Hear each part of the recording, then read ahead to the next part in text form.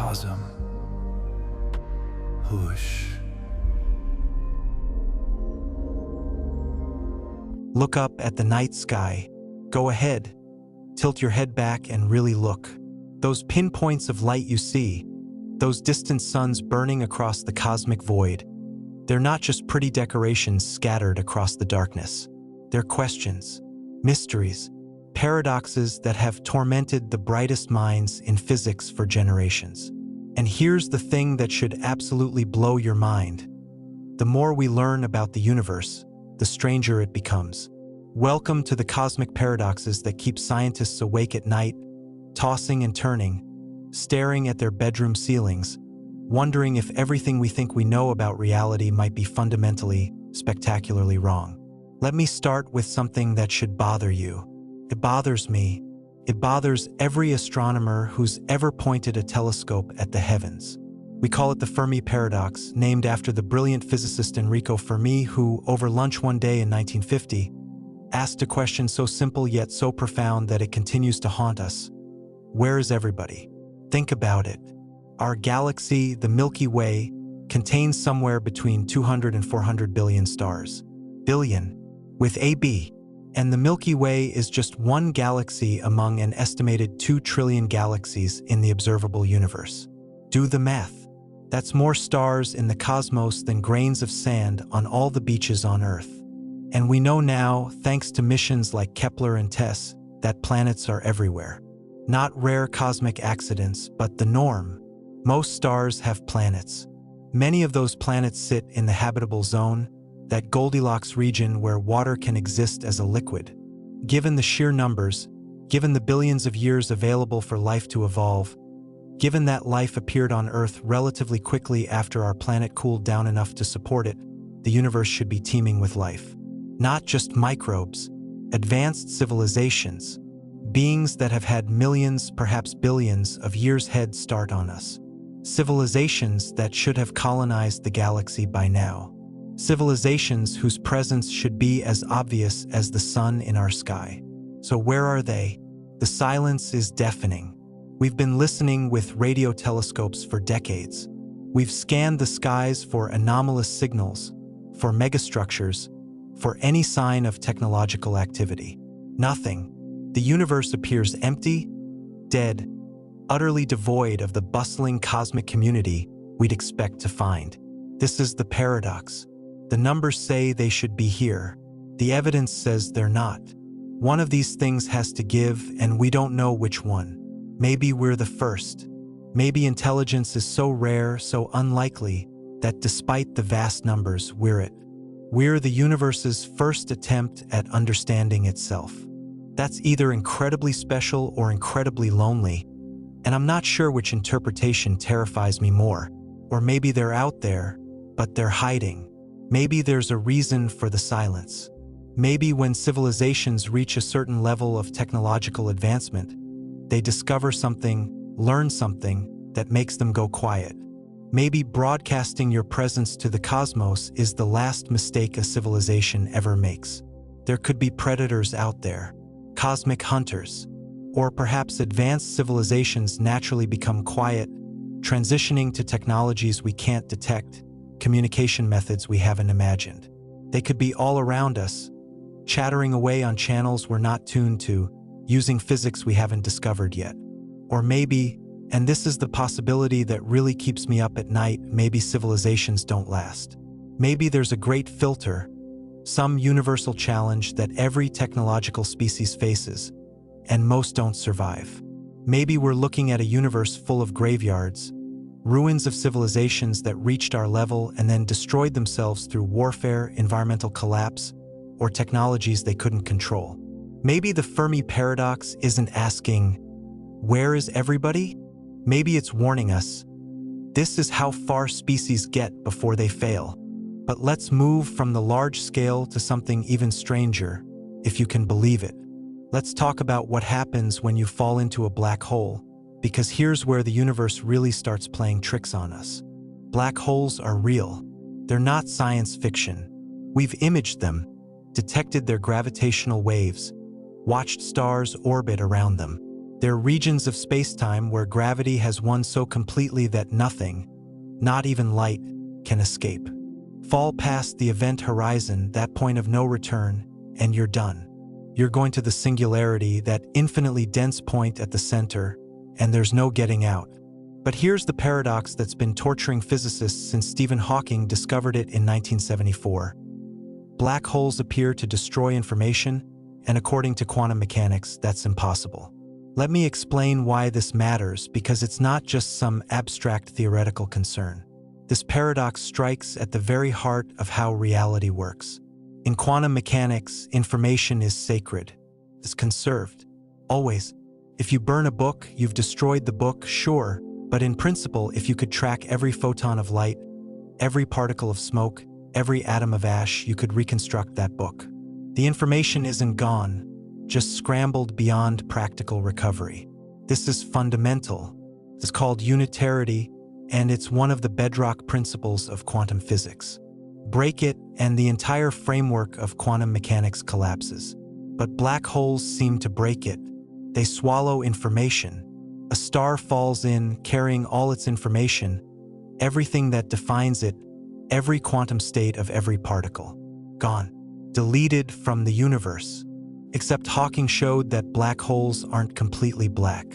They emit radiation, now called Hawking radiation, due to quantum effects near the event horizon. And here's the problem. That radiation appears to be completely thermal, completely random, carrying no information about what fell in. It's like the black hole has truly destroyed information, violating quantum mechanics. So which is it? Are black holes destroying information, meaning quantum mechanics is wrong? Or is information somehow encoded in the Hawking radiation in ways we don't understand, meaning our understanding of black holes is incomplete? This is the black hole information paradox, and after 50 years, we still don't have a definitive answer. The most promising solutions involve some wild ideas. Maybe information is encoded on the event horizon itself, like a hologram. This is the holographic principle, suggesting that all the information about what's inside a black hole is somehow written on its two-dimensional surface. It's like how a hologram on a flat piece of film can encode a three-dimensional image. Except in this case, we're talking about the entire interior of a black hole, perhaps even our entire universe, being encoded on a distant boundary. If this is true, and there's mounting evidence that it might be, then reality isn't what we think it is. We might be living in a hologram, our three-dimensional existence a projection from information encoded on a distant two-dimensional surface. Every time you reach out and touch something, every time you feel solid matter, you're experiencing an illusion, a holographic projection. Your entire life, every memory, every thought might be encoded in bits of information on some cosmic boundary, and you'd never know the difference. Some physicists think the information paradox points to even stranger solutions. Maybe black holes have soft hair, quantum information stored in subtle ways on the horizon. Maybe information leaks out through wormholes connecting to white holes in distant parts of spacetime. Maybe when black holes evaporate completely through Hawking radiation, they leave behind remnants, tiny stable objects containing all the information of everything that ever fell in.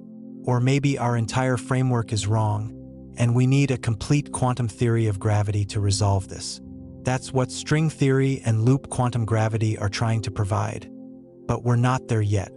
We're still groping in the dark, trying to understand how the universe handles information at the most extreme boundaries of physics. Now let's talk about something that should bother you even more. The universe is trying to tear itself apart, and we have no idea why. We call this the dark energy paradox. But that name doesn't capture how utterly strange this is. In the 1990s, astronomers were trying to measure how much the expansion of the universe was slowing down. See, we've known since Edwin Hubble's observations in the 1920s that the universe is expanding, galaxies moving away from each other. And we expected gravity to be slowing that expansion, pulling everything back together. Maybe the universe would expand forever, but more and more slowly. Maybe it would eventually reverse and collapse back in a big crunch. So they studied distant supernovae, cosmic explosions so bright they can be seen across billions of light years. These supernovae are remarkably consistent in brightness, making them perfect cosmic yardsticks. And what they found changed everything. The universe isn't slowing down, it's speeding up. The expansion is accelerating. Galaxies are moving apart faster and faster. This makes no sense. Nothing we know about physics explains this. It's like throwing a ball in the air and watching it accelerate upward, moving faster and faster instead of slowing down and falling back. Something is pushing the universe apart, something that overcomes gravity itself, and we don't know what it is. We call it dark energy, but that's just a name for our ignorance. It's a placeholder that says, something is here, we can measure its effects, but we have no idea what it actually is. Here's what makes this even more disturbing. Dark energy dominates the universe. When we add up all the energy in the cosmos, ordinary matter, the stuff you and I are made of, the stuff that makes up stars and planets and everything we can see, accounts for less than 5%. 5%. Dark matter, mysterious invisible stuff that we can only detect through its gravitational effects, makes up about 27%. And the rest, roughly 68% of the universe, is this dark energy, this mysterious force pushing everything apart. We're living in a universe where we understand less than 5% of what's out there. The rest is a mystery. But here's the real paradox, the thing that makes physicists wake up in cold sweats. When we try to calculate what dark energy should be using quantum field theory, we get an answer that's wrong by a factor of 10 to the power of 120. That's 1 followed by 120 zeros. It's not just wrong. It's the wrongest prediction in the history of physics. It's off by more than the number of atoms in the observable universe. Something is catastrophically broken in our understanding. Either quantum field theory is wrong, or general relativity is wrong, or both are incomplete in ways we don't understand. The universe is telling us we're missing something fundamental, something big, and we don't even know where to start looking. Some think dark energy is Einstein's cosmological constant, a property of space itself. Einstein originally introduced this as a fudge factor to keep the universe static, then called it his biggest blunder when he learned the universe was expanding. Turns out he might have been right for the wrong reasons. If space itself has energy, if empty vacuum isn't truly empty but seethes with quantum fluctuations, that could drive the acceleration. But the numbers don't work. Not even close. Others think dark energy is changing, evolving over time. Maybe it's a new field permeating space, something we call quintessence. Maybe it's a sign that gravity works differently on cosmic scales than we think. Maybe our entire framework of cosmology is wrong, and the universe isn't actually accelerating at all, but something else is fooling us. We don't know, and the consequences are staggering. If dark energy continues to dominate, the universe will keep expanding faster and faster. Eventually, billions of years from now, the expansion will become so rapid that galaxies beyond our local group will be carried away faster than light can travel. They'll disappear beyond a cosmic horizon, forever unreachable. Then galaxy clusters will be torn apart. Then galaxies themselves. Then solar systems. Then, in the far future, molecules, atoms, even subatomic particles could be ripped apart in what we call the Big Rip. Or maybe not. Maybe dark energy will decay, disappear, reverse. We don't know. We're passengers on a cosmic ship whose destination we can't predict because we don't understand the forces moving us. Let me tell you about another paradox that's even more personal, because this one questions why you exist at all. It's called the fine-tuning paradox, and it's the observation that the universe appears exquisitely calibrated for life. Change any of the fundamental constants of nature by even tiny amounts, and the universe becomes sterile, lifeless, incapable of producing stars, planets, or people. Consider the strength of gravity. If it were slightly stronger, stars would burn out too quickly for life to evolve. If it were slightly weaker, stars wouldn't form at all. The strong nuclear force that holds atomic nuclei together, a few percent stronger and all hydrogen would have fused to helium in the Big Bang, leaving no fuel for stars. a few percent weaker, and no elements heavier than hydrogen could form. No carbon, no oxygen, no chemistry. No you.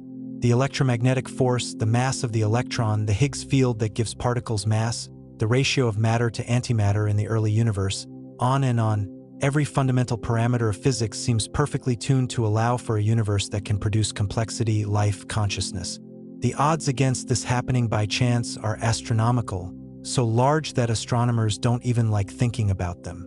It's as if someone or something dialed in the constants of nature specifically to create a universe where life could exist. Now, I know what you're thinking. This sounds like an argument for design, for a creator who set the dials just right. And yes, some people interpret it that way. But most physicists find that explanation unsatisfying, not because of any philosophical objection to a creator, but because it doesn't explain anything. It just pushes the question back one level. Who designed the designer? What we need is a physical explanation, a mechanism within physics that explains why these constants have the values they do. And we don't have one. Not a good one, anyway. The most popular solution among physicists is the multiverse. The idea is that our universe isn't unique. There are countless other universes, perhaps infinite in number, each with different values for the fundamental constants. Most of those universes are dead, sterile, empty. But in a tiny fraction, purely by chance, the constants align in ways that permit life. We find ourselves in one of those rare universes not because it was designed for us, but because we couldn't exist anywhere else. It's a selection effect. We're here because we can be here. The other universes exist too, but there's no one there to notice them. This is the anthropic principle, and it divides physicists right down the middle. Some love it. It explains fine-tuning without invoking supernatural design. It makes predictions we can potentially test by looking for subtle signatures in the cosmic microwave background that might betray collisions with other universes. Others hate it. They argue it's untestable pseudoscience, that invoking infinite, unobservable universes to explain the properties of our universe is giving up on science. They say it's lazy thinking, abandoning the search for deeper explanations. The debate gets heated. Careers have been made and destroyed arguing about this. And here's what keeps me up at night. We might never know. If the multiverse exists but other universes are forever beyond our reach, how do we test it? How do we do science? Are we approaching a boundary beyond which physics becomes philosophy, where we can speculate but never prove? Or is there some clever observation, some unexpected window into the multiverse, waiting for a future genius to discover? I don't know. Nobody does. We're at the edge of the map, where the old cartographers used to write, "Here be dragons." Let's shift gears and talk about time, because time is weird in ways that would make Salvador Dali jealous. We experience time as flowing in one direction, from past to future. You remember yesterday, you experience now, you anticipate tomorrow. Entropy increases. Eggs break but don't unbreak. Coffee cools but doesn't spontaneously heat up. There's an arrow of time, a directionality to the universe. But here's the paradox. The fundamental laws of physics don't care which direction time flows. Newton's laws work equally well forward or backward. Maxwell's equations of electromagnetism are time-symmetric. Even Einstein's general relativity treats time as just another dimension, with no preferred direction. The equations work just as well if you run time backwards. At the fundamental level, physics is time reversible. So why does the universe have an arrow of time? Why does the future look different from the past? This is the arrow of time paradox, and it connects to some of the deepest questions in physics. The answer seems to involve entropy, that measure of disorder in a system. The second law of thermodynamics says entropy always increases in closed systems. That's why eggs break, why coffee cools, why everything tends toward disorder. But this raises a question. Why was entropy low in the past? The early universe, just after the Big Bang, was incredibly smooth and uniform, a state of remarkably low entropy. If the universe had started in maximum entropy, random and disordered, nothing interesting would ever happen. No stars, no galaxies, no life. The fact that the early universe had low entropy, that it was ordered and organized, is what allows the arrow of time to exist. Entropy has been increasing ever since, and that increase is what we perceive as time flowing forward. But why? Why did the universe begin in such a special, low-entropy state? We don't know. This is another fine-tuning problem. The Big Bang could have been chaotic, random, maximum entropy. But it wasn't. It was carefully organized in specific ways that allowed for structure, complexity, life. Some physicists think this points back to the multiverse or to some deeper physics governing the Big Bang. Others suggest time itself might be an illusion, an emergent property of more fundamental physics where past, present, and future all exist simultaneously in what Einstein called the block universe. From this perspective, time doesn't flow. It just is. All moments exist equally, and our perception of flowing time is a quirk of consciousness, not a fundamental feature of reality. If this is true, then every moment of your life, past, present, and future, exists right now in the four-dimensional fabric of space-time. You at age 5 reading this now on your deathbed all exist simultaneously. The flow of time is an illusion created by your consciousness moving through these moments. Does that comfort you or terrify you? I'm honestly not sure how I feel about it. Here's another paradox that gets personal, the quantum measurement problem. This one questions the nature of reality itself and your role in creating it. Quantum mechanics is the most successful scientific theory ever developed. It describes the behavior of particles and energy at the smallest scales with breathtaking precision. Every prediction quantum mechanics makes has been confirmed by experiment. It's the foundation of modern technology, from computer chips to lasers to MRI machines. But quantum mechanics is profoundly weird in ways that make no intuitive sense whatsoever. At the quantum level, particles don't have definite properties until you measure them. An electron doesn't have a specific position or momentum. It exists in what we call a superposition, simultaneously in multiple states at once, described by a wave function that gives probabilities for different outcomes. Only when you measure the electron does the wave function collapse and the electron assume a definite state. Before measurement, multiple possibilities. After measurement, one actuality. The act of observation changes reality. This should bother you. It bothers everyone who thinks about it seriously. What counts as a measurement? What counts as an observer? Does it have to be conscious? If a tree falls in the forest and no one observes it, is it in a superposition of fallen and standing? Does the moon exist when you're not looking at it? Einstein hated this. He famously said, "I like to think the moon is there even when I'm not looking at it." He thought quantum mechanics must be incomplete, that there were hidden variables we hadn't discovered yet that would explain everything deterministically. But experiments, specifically tests of Bell's inequality, have shown Einstein was wrong. There are no hidden variables. The universe really is probabilistic at its core. Reality really does depend on observation in some strange way we don't understand. So what's going on? The most popular interpretation, the Copenhagen interpretation, basically says, don't ask. Shut up and calculate.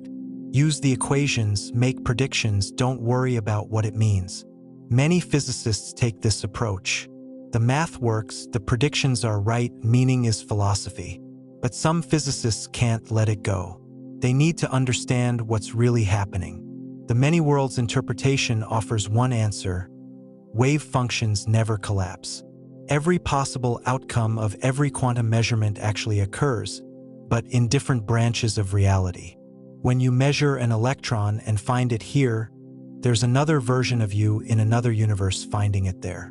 Every quantum event splits the universe into multiple branches, creating an ever-expanding tree of parallel realities. Right now, as you listen to this, you're splitting into countless versions, each experiencing slightly different quantum outcomes. In some of those universes, you decided not to watch this video. In others, you paused it. In still others, cosmic rays flipped bits in your brain and you're thinking entirely different thoughts. This interpretation takes the equations of quantum mechanics literally and finds the result terrifying or exhilarating depending on your temperament. Other interpretations invoke conscious observers collapsing wave functions, or objective collapse mechanisms built into physics, or retrocausality where the future affects the past. Each interpretation has advocates and problems.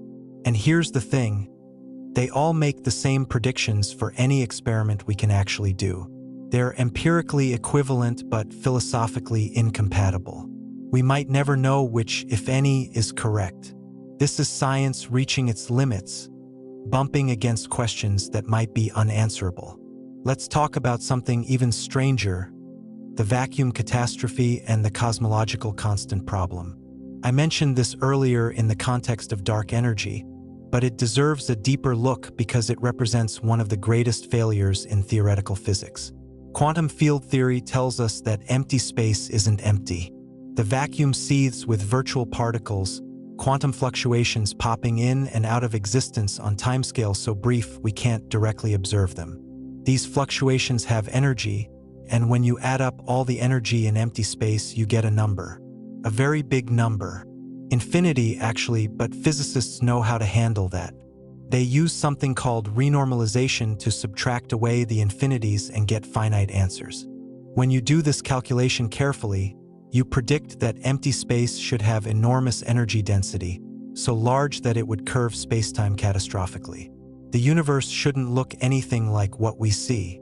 But the actual energy of empty space, as measured by the cosmological constant, the value of dark energy, is tiny. Not zero, which would be one kind of answer, but a very small positive number. And here's the catastrophe. The theoretical prediction is bigger than the measured value by a factor of 10 to the power of 120. This isn't close. This isn't we need to refine our calculations. This is our entire theoretical framework is fundamentally broken. Physicists have been trying to solve this for decades. Maybe there's some symmetry that cancels out the vacuum energy, driving it towards zero. Supersymmetry, the idea that every particle has a partner particle, could do this, but we haven't found any supersymmetric particles despite years of searching at the Large Hadron Collider. Maybe the calculation is wrong in some subtle way. Maybe quantum field theory breaks down at high energies and we need a more complete theory.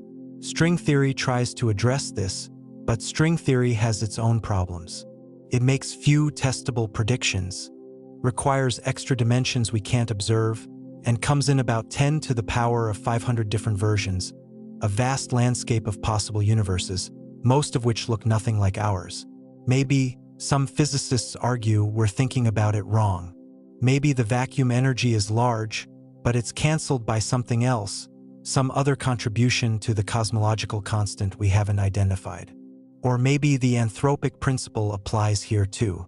Maybe the vast majority of universes have huge vacuum energies and are uninhabitable, and we find ourselves in a rare universe where the vacuum energy happens to be small purely by chance. This is intellectually unsatisfying, but it might be true. The universe doesn't owe us satisfaction. Here's a paradox that's more practical but no less strange. The horizon problem. When we look at the cosmic microwave background, the afterglow of the Big Bang, we see an astonishingly uniform temperature across the entire sky. Variations exist, tiny ripples that would later grow into galaxies, but they're small, less than 1 part in 100,000. The temperature is the same to better than 0.001% in every direction. This is strange because according to standard Big Bang cosmology, different regions of the sky we observe were never in contact with each other. They're too far apart. Light hasn't had time since the Big Bang to travel between them. If two regions of space were never in contact, never able to exchange energy or information, how did they end up at exactly the same temperature? It's like finding two pots of water on opposite sides of the world, never connected, at precisely the same temperature. Coincidence? That strains credulity. There must be an explanation. The most successful explanation is called cosmic inflation.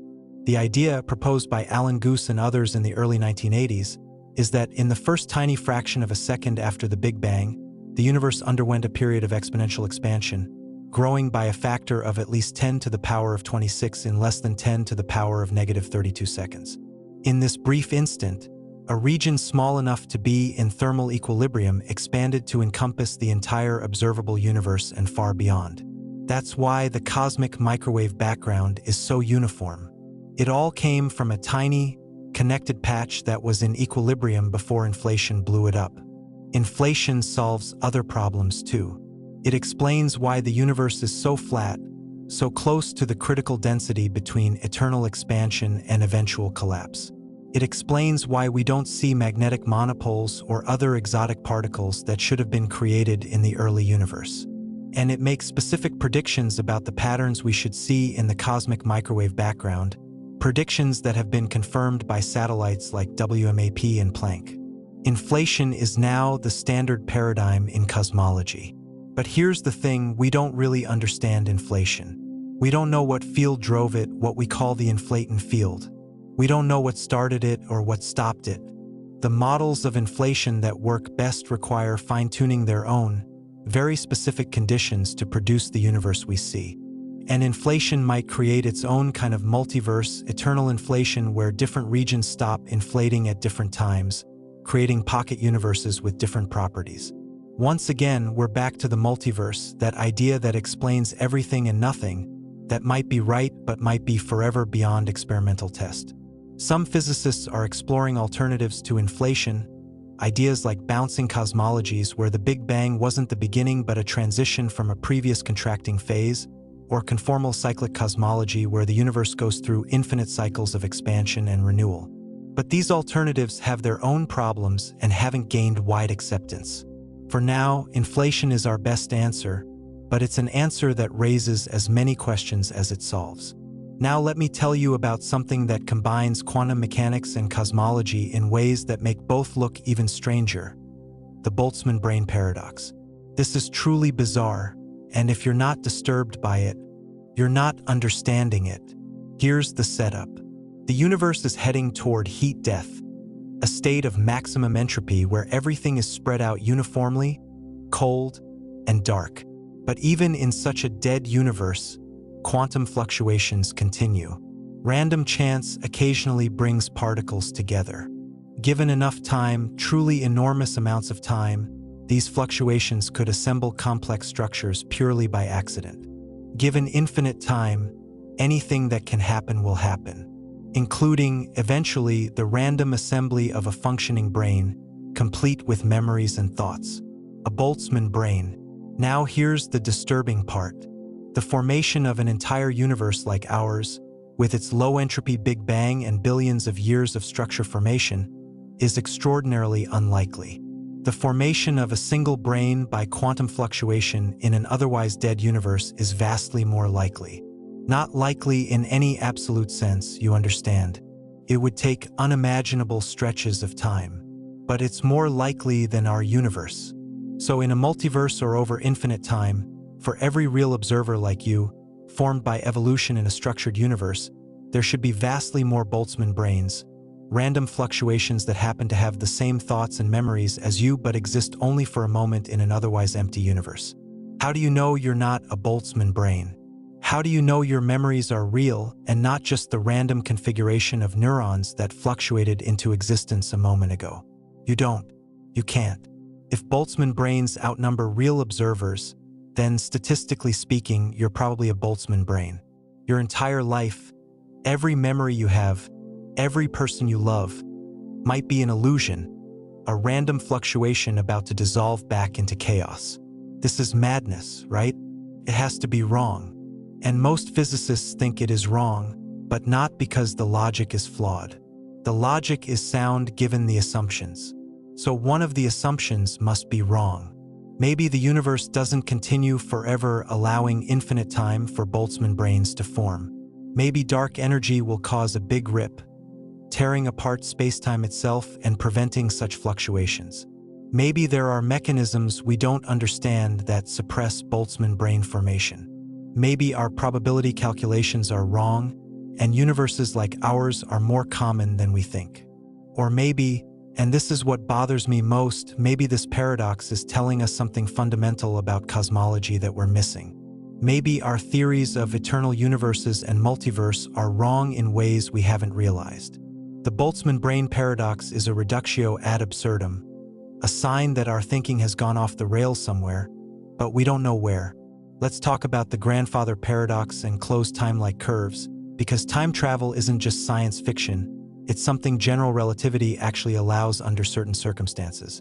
Einstein's equations permit solutions where space-time curves back on itself, creating what physicists call closed time-like curves. Follow one of these curves, and you travel into your own past. You could, in principle, travel back in time and kill your grandfather before he met your grandmother, preventing your own birth. But if you were never born, you couldn't travel back in time to kill him. Contradiction. Paradox. Most physicists think this means time travel to the past is impossible despite what the equations say. Maybe there are protection mechanisms we don't understand. Maybe quantum effects destroy any time machine before it can be used. Stephen Hawking proposed what he called the chronology protection conjecture, the idea that the laws of physics prevent time travel and keep the universe safe for historians. But we don't have proof. We don't have a quantum theory of gravity that would tell us definitively whether time travel is possible. Some physicists think the grandfather paradox isn't really a problem. Maybe the universe protects its own consistency through what's called the Novikov self-consistency principle. Any action you take in the past must be consistent with the present you came from. Try to kill your grandfather and you'll fail. The gun will jam, you'll slip, something will stop you. Not because some cosmic force is preventing you, but because the universe doesn't allow inconsistencies. This is determinism taken to an extreme. You have no free will in the past because what you do there already happened and led to the present. Or maybe time travel creates alternate timelines, branches of reality. Kill your grandfather in the past and you create a new timeline where you were never born, but the timeline you came from still exists. You've hopped between parallel universes. This is appealing but raises its own questions about conservation of energy and information. Some interpretations of quantum mechanics, like many worlds, might naturally accommodate this. Others don't. And here's something even stranger. General relativity allows for traversable wormholes, shortcuts through space-time connecting distant regions. If you could create and manipulate wormholes, you might be able to convert them into time machines. The physics is solid. The engineering is impossible with any technology we can imagine. But maybe an advanced civilization could do it. Maybe somewhere in the universe someone has. And if they have, where are they? Why haven't time travelers shown up? Maybe they have and we didn't recognize them.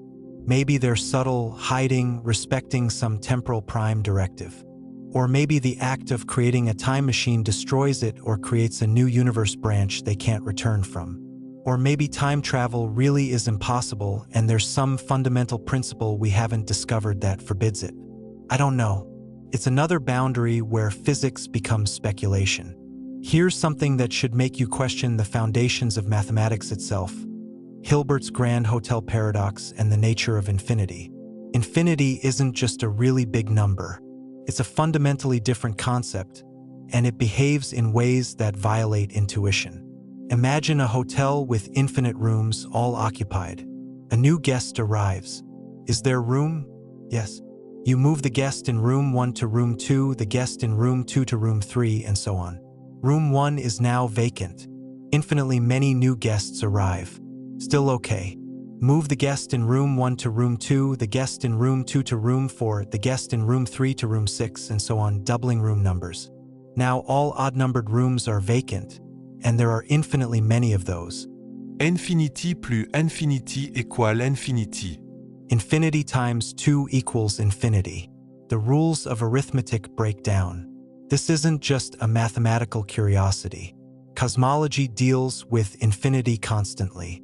Is the universe infinite in size? Did it exist for infinite time before the Big Bang? Will it exist for infinite time in the future? These aren't just philosophical questions.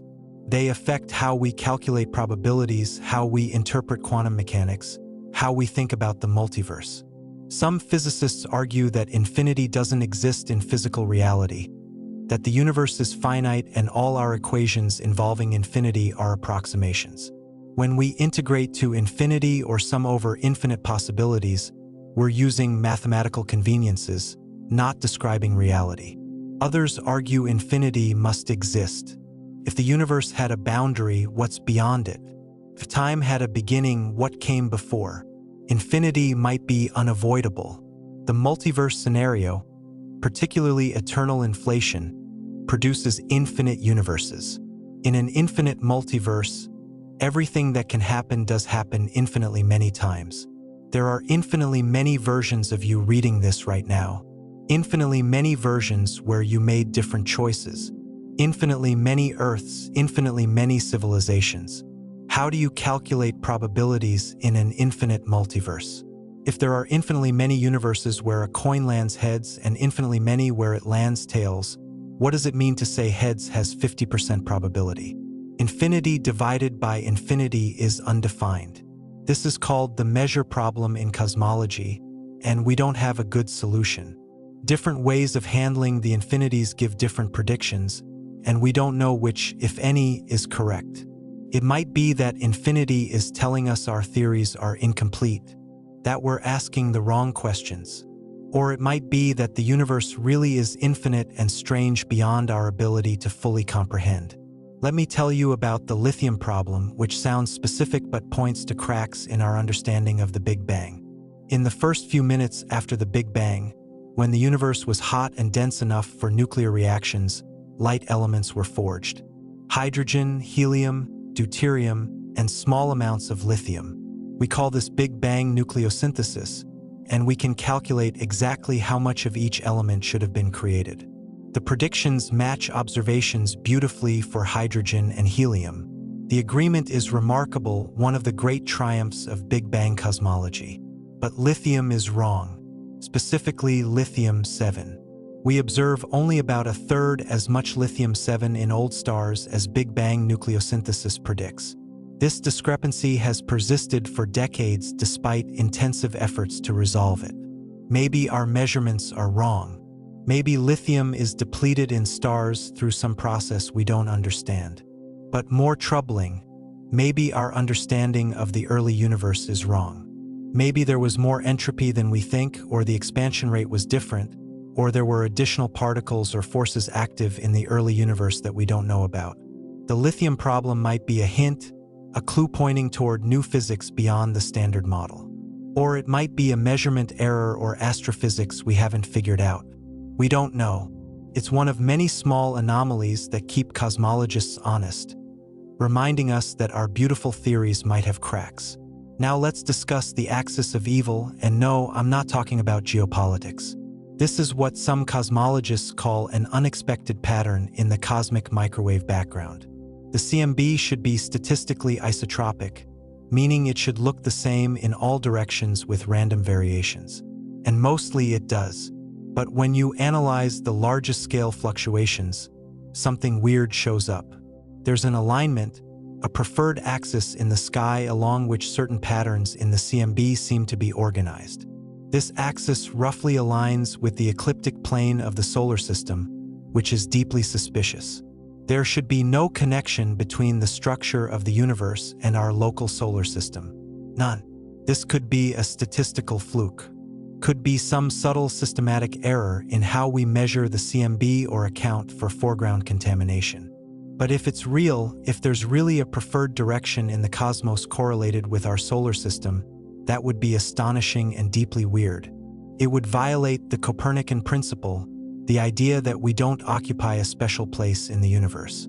It might suggest we're at the center of some large-scale structure, or that the universe has structure on scales larger than we thought possible. Most cosmologists think this is probably a measurement artifact or a coincidence. Statistical analyses give mixed results. Planck satellite data weakened some of the claims but didn't eliminate the anomaly entirely. It's probably nothing. Probably. But probably isn't certainty, and that uncertainty gnaws at cosmologists who've devoted careers to understanding the CMB. Let me tell you about another paradox that's very personal to physicists: the hierarchy problem. Why is gravity so weak? This seems like an odd question. Gravity doesn't feel weak when you fall down or lift heavy objects. But compared to other forces, it's astonishingly feeble. The electromagnetic force is about 10 to the power of 36 times stronger than gravity. That's trillion times stronger. A small magnet can overcome the gravitational pull of the entire Earth. Why? In the standard model of particle physics, the masses of particles are related to the strength of their interactions with the Higgs field. The Higgs boson has a mass of about 125 GeV, which is related to the electroweak scale where electromagnetic and weak forces unify. But gravity's natural scale, the Planck scale, is 10 to the power of 16 times higher, around 10 to the power of 19 GeV. That's a vast gap, and quantum corrections should pull the Higgs mass up to the Planck scale unless there's some incredible fine-tuning canceling out the corrections. This is the hierarchy problem. Why are these two scales so different? Why doesn't quantum mechanics pull everything to the Planck scale? Supersymmetry was supposed to solve this. If every particle has a supersymmetric partner, those partners' contributions would cancel out the quantum corrections, stabilizing the Higgs mass naturally. It was beautiful, elegant, well-motivated, and the Large Hadron Collider has found no evidence for it. No supersymmetric particles. The simplest versions of supersymmetry are ruled out. More complex versions remain possible but require increasingly contrived assumptions. Maybe supersymmetry exists, but the partner particles are heavier than we can produce. Maybe supersymmetry is broken in ways we haven't thought of. Or maybe supersymmetry is just wrong, a beautiful idea that nature doesn't use. Other proposed solutions include extra dimensions, with gravity diluted by spreading into dimensions we can't access, or anthropic arguments involving the multiverse where the hierarchy exists because universes with different hierarchies can't produce observers. Each solution has advocates and problems. The hierarchy problem remains unsolved, a wound in our understanding of physics that refuses to heal. And it points to something deeper. Maybe the standard model, despite its incredible success, despite correctly predicting every particle and interaction we've tested, is incomplete. Not wrong, but an effective theory, valid in our energy range but missing deeper structure. This wouldn't be surprising. Newton's laws are incomplete but remain accurate for everyday physics. Maybe the standard model is the same, spectacularly successful within its domain but revealing deeper physics at higher energies or smaller scales we haven't accessed yet. Let's talk about the mystery of baryon asymmetry. Matter exists. You're made of matter. So is the Earth, the Sun, the galaxies. But according to physics, the Big Bang should have created equal amounts of matter and antimatter, particles and antiparticles. And when matter meets antimatter, they annihilate, converting to pure energy. If the Big Bang created equal amounts, the universe should have annihilated itself almost immediately, leaving nothing but photons. But it didn't. We're here. There's an asymmetry, a slight excess of matter over antimatter, about 1 extra matter particle for every billion matter-antimatter pairs. That tiny excess is what makes up everything we see. The rest annihilated, producing the cosmic microwave background photons. But why was there an excess? What created the asymmetry? We don't know. We know the conditions required, laid out by Andrei Sakharov: baryon number violation, C and CP violation, and departure from thermal equilibrium. The standard model contains mechanisms for some of this, but not enough to explain the observed asymmetry. There's not enough CP violation in the standard model. Something beyond the standard model must be involved. Maybe it's related to neutrinos, those ghostly particles that barely interact with anything. Maybe neutrinos are their own antiparticles, Majorana particles, and their properties explain the asymmetry through something called leptogenesis. Maybe there's a whole new sector of heavy particles we haven't discovered that decayed asymmetrically in the early universe. Maybe the explanation involves exotic physics during inflation. We have ideas but no definitive answers. It's another example of the universe working in ways we don't fully understand. Here's something that sounds simple but isn't: the three-body problem. Newton's laws of motion and gravity are deterministic. Given the position and velocity of objects at one time, you can calculate their future positions and velocities precisely. The solar system should be predictable, but it's not completely. For two bodies like the Sun and one planet, we have exact solutions. Their orbits can be calculated perfectly far into the future. Add a third body and chaos enters. The three-body problem has no general closed-form solution. The motion becomes sensitive to initial conditions. Tiny differences in starting positions grow exponentially, making long-term predictions impossible. This is deterministic chaos. The equations are deterministic, no randomness involved, but the system is unpredictable. The solar system is a many-body problem, and it's chaotic. We can predict planetary positions accurately for millions of years, but beyond about 5 million years, our predictions become unreliable. Jupiter might migrate, Mars might be ejected, Earth's orbit might destabilize. We can calculate probabilities but not certainties. The solar system has lasted 4.6 billion years, and it will probably last billions more, but we can't be absolutely certain. There are configurations, unlikely but possible, where the planet's resonances align just wrong and chaos destroys the stable arrangement we enjoy. This has profound implications. If we can't predict something as simple as the solar system indefinitely, what hope do we have for more complex systems? Whether ecosystems, economies, the human brain, all are chaotic systems where long-term prediction is fundamentally impossible regardless of how much computing power we have. There's a limit to predictability built into the mathematical structure of the universe. Some physicists and philosophers argue this leaves room for free will, that the unpredictability of chaotic systems means determinism doesn't imply predictability, but others argue chaos is still deterministic, just unpredictable, and determinism still holds. This is another boundary where physics meets philosophy, and the answers aren't clear. What's clear is that the universe is more subtle, more nuanced than simple determinism suggests. Even in classical physics, before quantum mechanics, predictability has limits. Now let me tell you about the spin crisis in proton structure. Protons, the particles in atomic nuclei, are made of quarks held together by gluons. That's the simple story. But here's the strange part. Protons have intrinsic spin, angular momentum. And when physicists tried to account for that spin by adding up the spin of the quarks inside, they got the wrong answer. Way wrong. The quarks contribute only about 30% of the proton's spin. Where's the rest? This became known as the spin crisis, and for decades, physicists have been trying to solve it. Part of the missing spin comes from the gluons. Part comes from the orbital angular momentum of quarks moving inside the proton.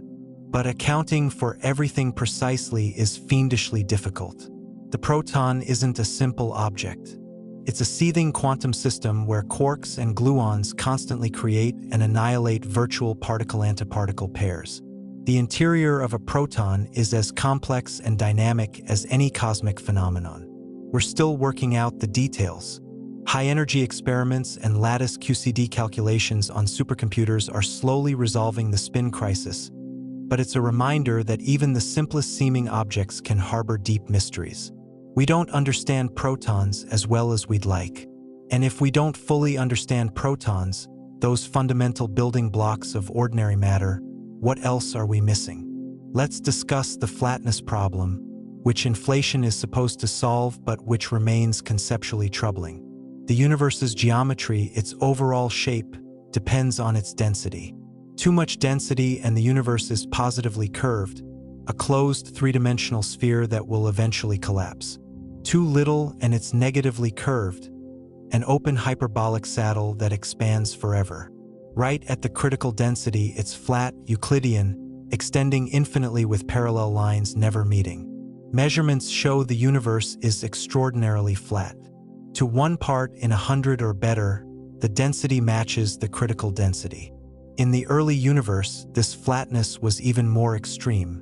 1 second after the Big Bang, The density had to match the critical density to 1 part in 10 to the power of 15. Any deviation would have grown rapidly. If the density were slightly higher, the universe would have collapsed long before now. Slightly lower, and galaxies would never have formed. The universe had to be incredibly finely tuned to produce the flat universe we see. Why? Inflation solves this mathematically by expanding the universe so much that any initial curvature is stretched to unmeasurable flatness, like blowing up a balloon until its surface appears flat. But this feels like cheating. We've replaced one fine-tuning problem, the initial flatness, with another, the conditions needed to start inflation. Some physicists are comfortable with this. Inflation is a mechanism that naturally produces flatness, so requiring appropriate initial conditions for inflation is more acceptable than requiring flatness itself. Others aren't satisfied. They want to know why inflation started, what set up its initial conditions. The question just moves back in time. This is a recurring theme in cosmology. Every answer raises new questions about earlier conditions. Maybe there's no ultimate answer. Maybe there's always a prior cause, an infinite regress. Or maybe the universe is cyclic, with each cycle setting up the next, avoiding the problem of ultimate origins. Or maybe the question is meaningless, like asking what's north of the North Pole. Maybe time began with the Big Bang, and asking what came before is nonsensical. These are questions at the boundary of science and philosophy, and honest physicists admit we don't have definitive answers. Here's a paradox that's more recent but no less profound: the Hubble tension. When we measure the expansion rate of the universe today, the Hubble constant, we get different answers depending on how we measure it. Observations of the early universe using the cosmic microwave background give one value. Direct measurements of distances and velocities of galaxies give a higher value. The discrepancy is about 9%, and it's statistically significant. Both measurements are precise, both teams have checked and rechecked their work, and they don't agree. This might be the most exciting crisis in cosmology right now because it suggests something is wrong with our standard model of cosmology, what we call lambda CDM, cold dark matter with a cosmological constant. Maybe dark energy isn't constant but evolves with time. Maybe there are extra relativistic particles we haven't discovered affecting the early universe's expansion. Maybe our distance measurements are systematically off. Maybe the CMB analysis has subtle errors. Or maybe it's genuinely new physics, something unexpected affecting the expansion of the universe. Right now, we don't know, and that's thrilling. This is how science advances, when careful measurements reveal cracks in our theories, forcing us to look deeper. Let me tell you about the cosmological principle and its possible violations. The principle states that on large scales, the universe is homogeneous and isotropic. It looks the same everywhere and in every direction. No special places, no special directions. This is a foundational assumption of modern cosmology. Without it, Einstein's equations become impossibly complex. But is it true? Observations mostly support it. The universe does look roughly the same in all directions once you smooth over small-scale structures like galaxies and clusters. But there are hints of violations. The axis of evil I mentioned earlier. Large-scale structures bigger than we'd expect. Observations suggesting the expansion rate might be different in different directions. The cosmic microwave background cold spot, an unexpectedly large underdensity that's hard to explain statistically. Individually, these anomalies might be flukes. Collectively, they raise questions. Maybe the universe isn't as homogeneous as we think. Maybe there are structures on scales larger than the observable universe, and we're seeing edge effects. Maybe the Copernican principle is wrong in subtle ways, and we do occupy a slightly special location, not in a religious sense but as a statistical variation in an inhomogeneous universe. If this is true, it complicates cosmology enormously. Our interpretations of distant supernovae, of the CMB, of dark energy all assume homogeneity. If that assumption fails, our conclusions might be wrong. Dark energy might not exist at all, just an artifact of analyzing an inhomogeneous universe with homogeneous models. This is controversial. Most cosmologists still trust the cosmological principle. But the anomalies persist, and a small but vocal group argues for alternatives. We need more data, better observations to settle this. Future missions observing the CMB with even greater precision, or mapping the three-dimensional distribution of galaxies across larger volumes, should tell us whether these anomalies are real or illusory. Let's talk about the Pioneer anomaly, which has actually been solved but which illustrates how even small, unexplained effects can point to new physics. The Pioneer 10 and 11 spacecraft, launched in the 1970s, exhibited a tiny but measurable anomalous acceleration toward the Sun. It was incredibly small, about 8 times 10 to the power of -10 meters per second squared, but it was real and persistent. For years, physicists couldn't explain it. Maybe it was a subtle gravitational effect, some modification to general relativity on large scales. Maybe it was dark matter. Maybe it was new physics. People proposed exotic explanations, but eventually careful analysis showed it was thermal. The spacecraft's radioactive thermal generators emitted heat preferentially in directions that created a tiny rocket effect, pushing them back toward the Sun. Mystery solved. No new physics needed. But here's the thing. That explanation took decades to confirm. For years, we had an anomaly that could have been evidence for new physics. It wasn't, but it could have been. This is a lesson about the scientific process. Anomalies demand explanation. Sometimes they're experimental errors or mundane effects we overlooked. Sometimes they're breakthroughs pointing to new discoveries. You don't know until you investigate thoroughly. Right now, there are other anomalies in physics. The muon's magnetic moment is slightly different from standard model predictions. Neutrinos have masses when the standard model says they shouldn't. Certain B meson decays show unexpected patterns. Each could be a statistical fluke, systematic error, or new physics. We won't know until we accumulate more data and refine our theories. This is the exciting part of science. Living at the boundary of knowledge, where the next observation might change everything. Here's something truly mind-bending, the holographic principle, which suggests the universe might be a hologram, and I mean that literally. The idea emerged from studying black hole thermodynamics and quantum gravity. The information content of any region of space, the maximum amount of information it can contain, isn't proportional to its volume as you'd intuitively expect. It's proportional to its surface area. Imagine a sphere. You'd think the information inside depends on the sphere's volume, but no, it depends on the surface area. This is bizarre. It's like a room that can hold more books if you make it smaller but with larger walls. The implications are profound. It suggests that our three-dimensional reality might be encoded on a two-dimensional surface, like a hologram. Everything you perceive as three-dimensional, every depth, every distance, might be a projection from information on a distant two-dimensional boundary. This isn't just philosophy. The holographic principle is a serious idea in theoretical physics, connecting to string theory, quantum gravity, and the nature of spacetime.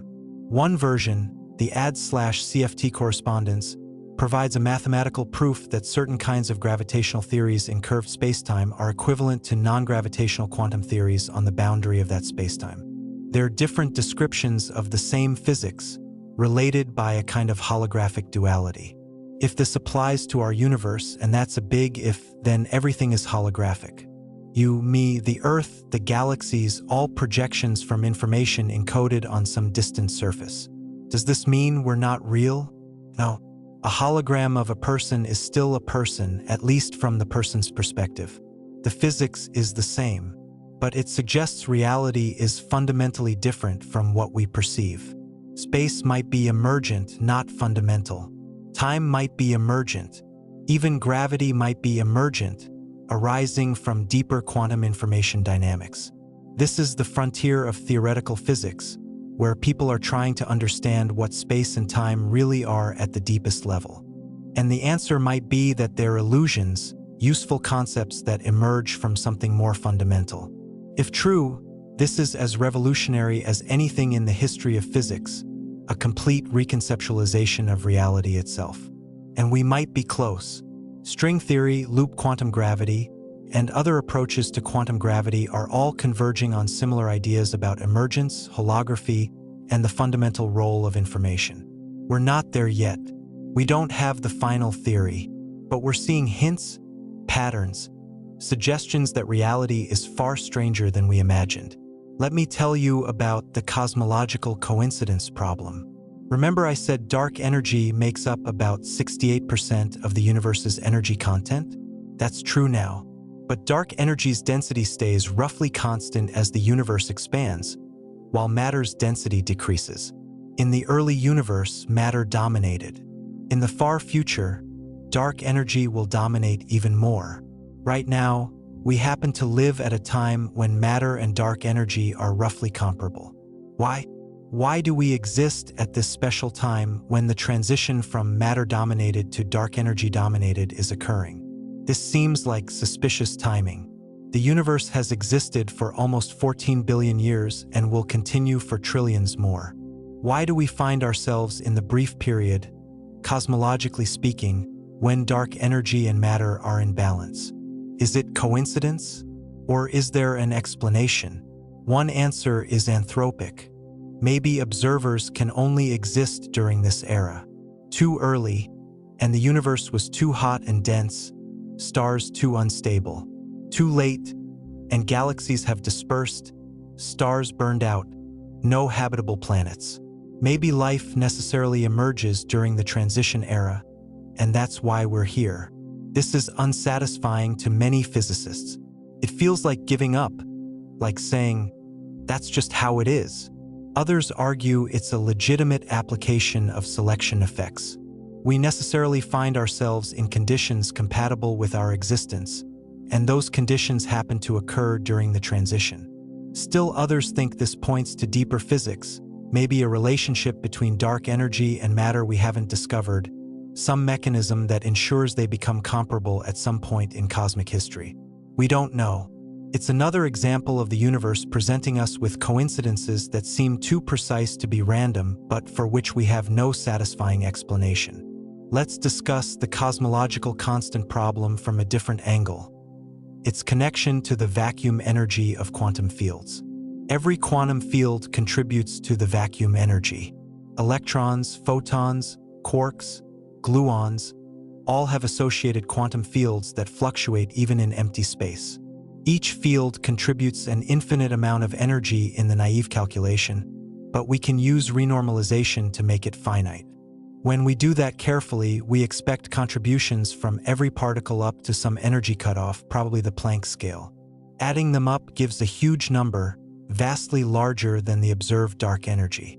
People have tried every trick to get the right answer.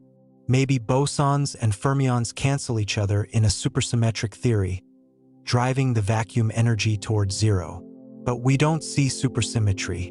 Maybe there's some symmetry principle we haven't discovered that sets the vacuum energy to exactly zero, and the small observed value comes from some other source. But we don't know what that principle would be or what the other source is. Maybe the cosmological constant is fundamentally related to gravity, and we need quantum gravity to understand it. String theory tries to address this in the landscape of vacua, but that leads back to anthropic arguments in the multiverse. Maybe vacuum energy gravitates differently than we think. Maybe general relativity needs modification. Every approach has problems. The cosmological constant problem might be the deepest unsolved problem in theoretical physics, deeper even than quantum gravity, because it combines quantum mechanics, general relativity, and cosmology in a way that none of our current theories can handle. Now let's talk about something that makes physicists uncomfortable: the role of consciousness in quantum mechanics. I mentioned the measurement problem earlier, but let's dig deeper. What counts as a measurement? What collapses the wave function? In the standard Copenhagen interpretation, measurement is a primitive concept, not defined in terms of other physics. It just happens when you measure. But this is deeply unsatisfying. Measuring devices are made of quantum particles. Why do they collapse wave functions while other quantum systems don't? John von Neumann suggested consciousness is what collapses the wave function.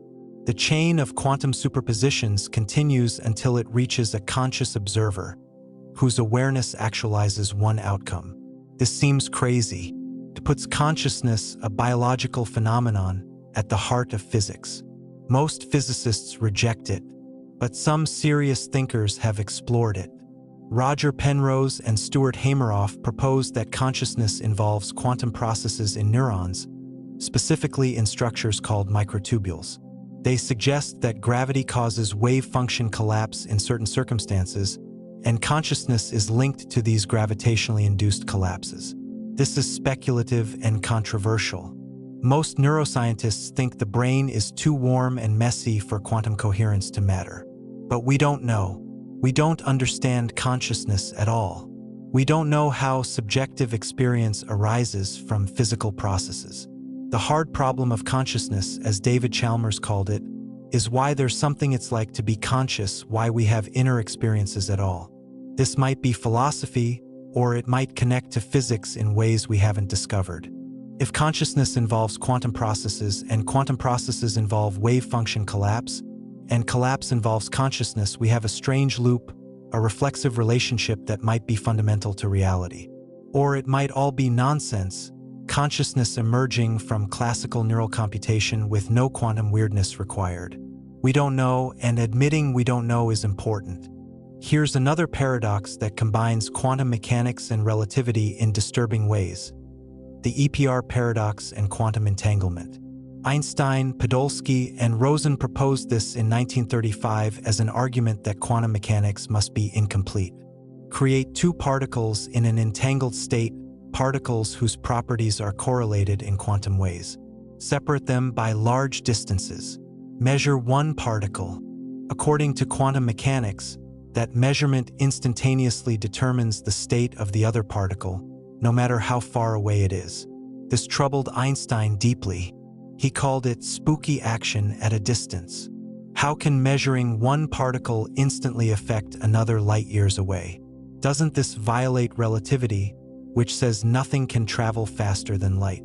Maybe, Einstein argued, the particles had definite properties all along, hidden variables that determine the outcomes, and quantum mechanics just doesn't describe those variables. But John Bell showed in the 1960s that any hidden variable theory must obey certain inequalities, Bell's inequalities. And experiments have repeatedly shown that quantum mechanics violates Bell's inequalities. The correlations between entangled particles are stronger than any hidden variable theory allows. Nature really is non-local in some sense. Measure one particle, and the other instantly reflects that measurement, regardless of distance. But, and this is crucial, you can't use this to send information faster than light. The outcomes at each location appear random. Only when you compare notes do you see the correlations. So relativity isn't violated in a practical sense. No information travels faster than light, but something non-local is happening. The universe is fundamentally interconnected in ways that defy our intuitions about space and separation. Quantum entanglement is now experimentally confirmed and technologically exploited. Quantum computers use entanglement. Quantum cryptography uses it for secure communication. Quantum teleportation, the transfer of quantum states without moving particles, uses entanglement. This is real, practical physics. But it's still weird. Particles separated by any distance remain connected, part of a single quantum system, until something disrupts the entanglement. This challenges our notion of locality, the idea that objects are only influenced by their immediate surroundings. In quantum mechanics, locality is subtle. Events are local in the sense that influences propagate at or below light speed.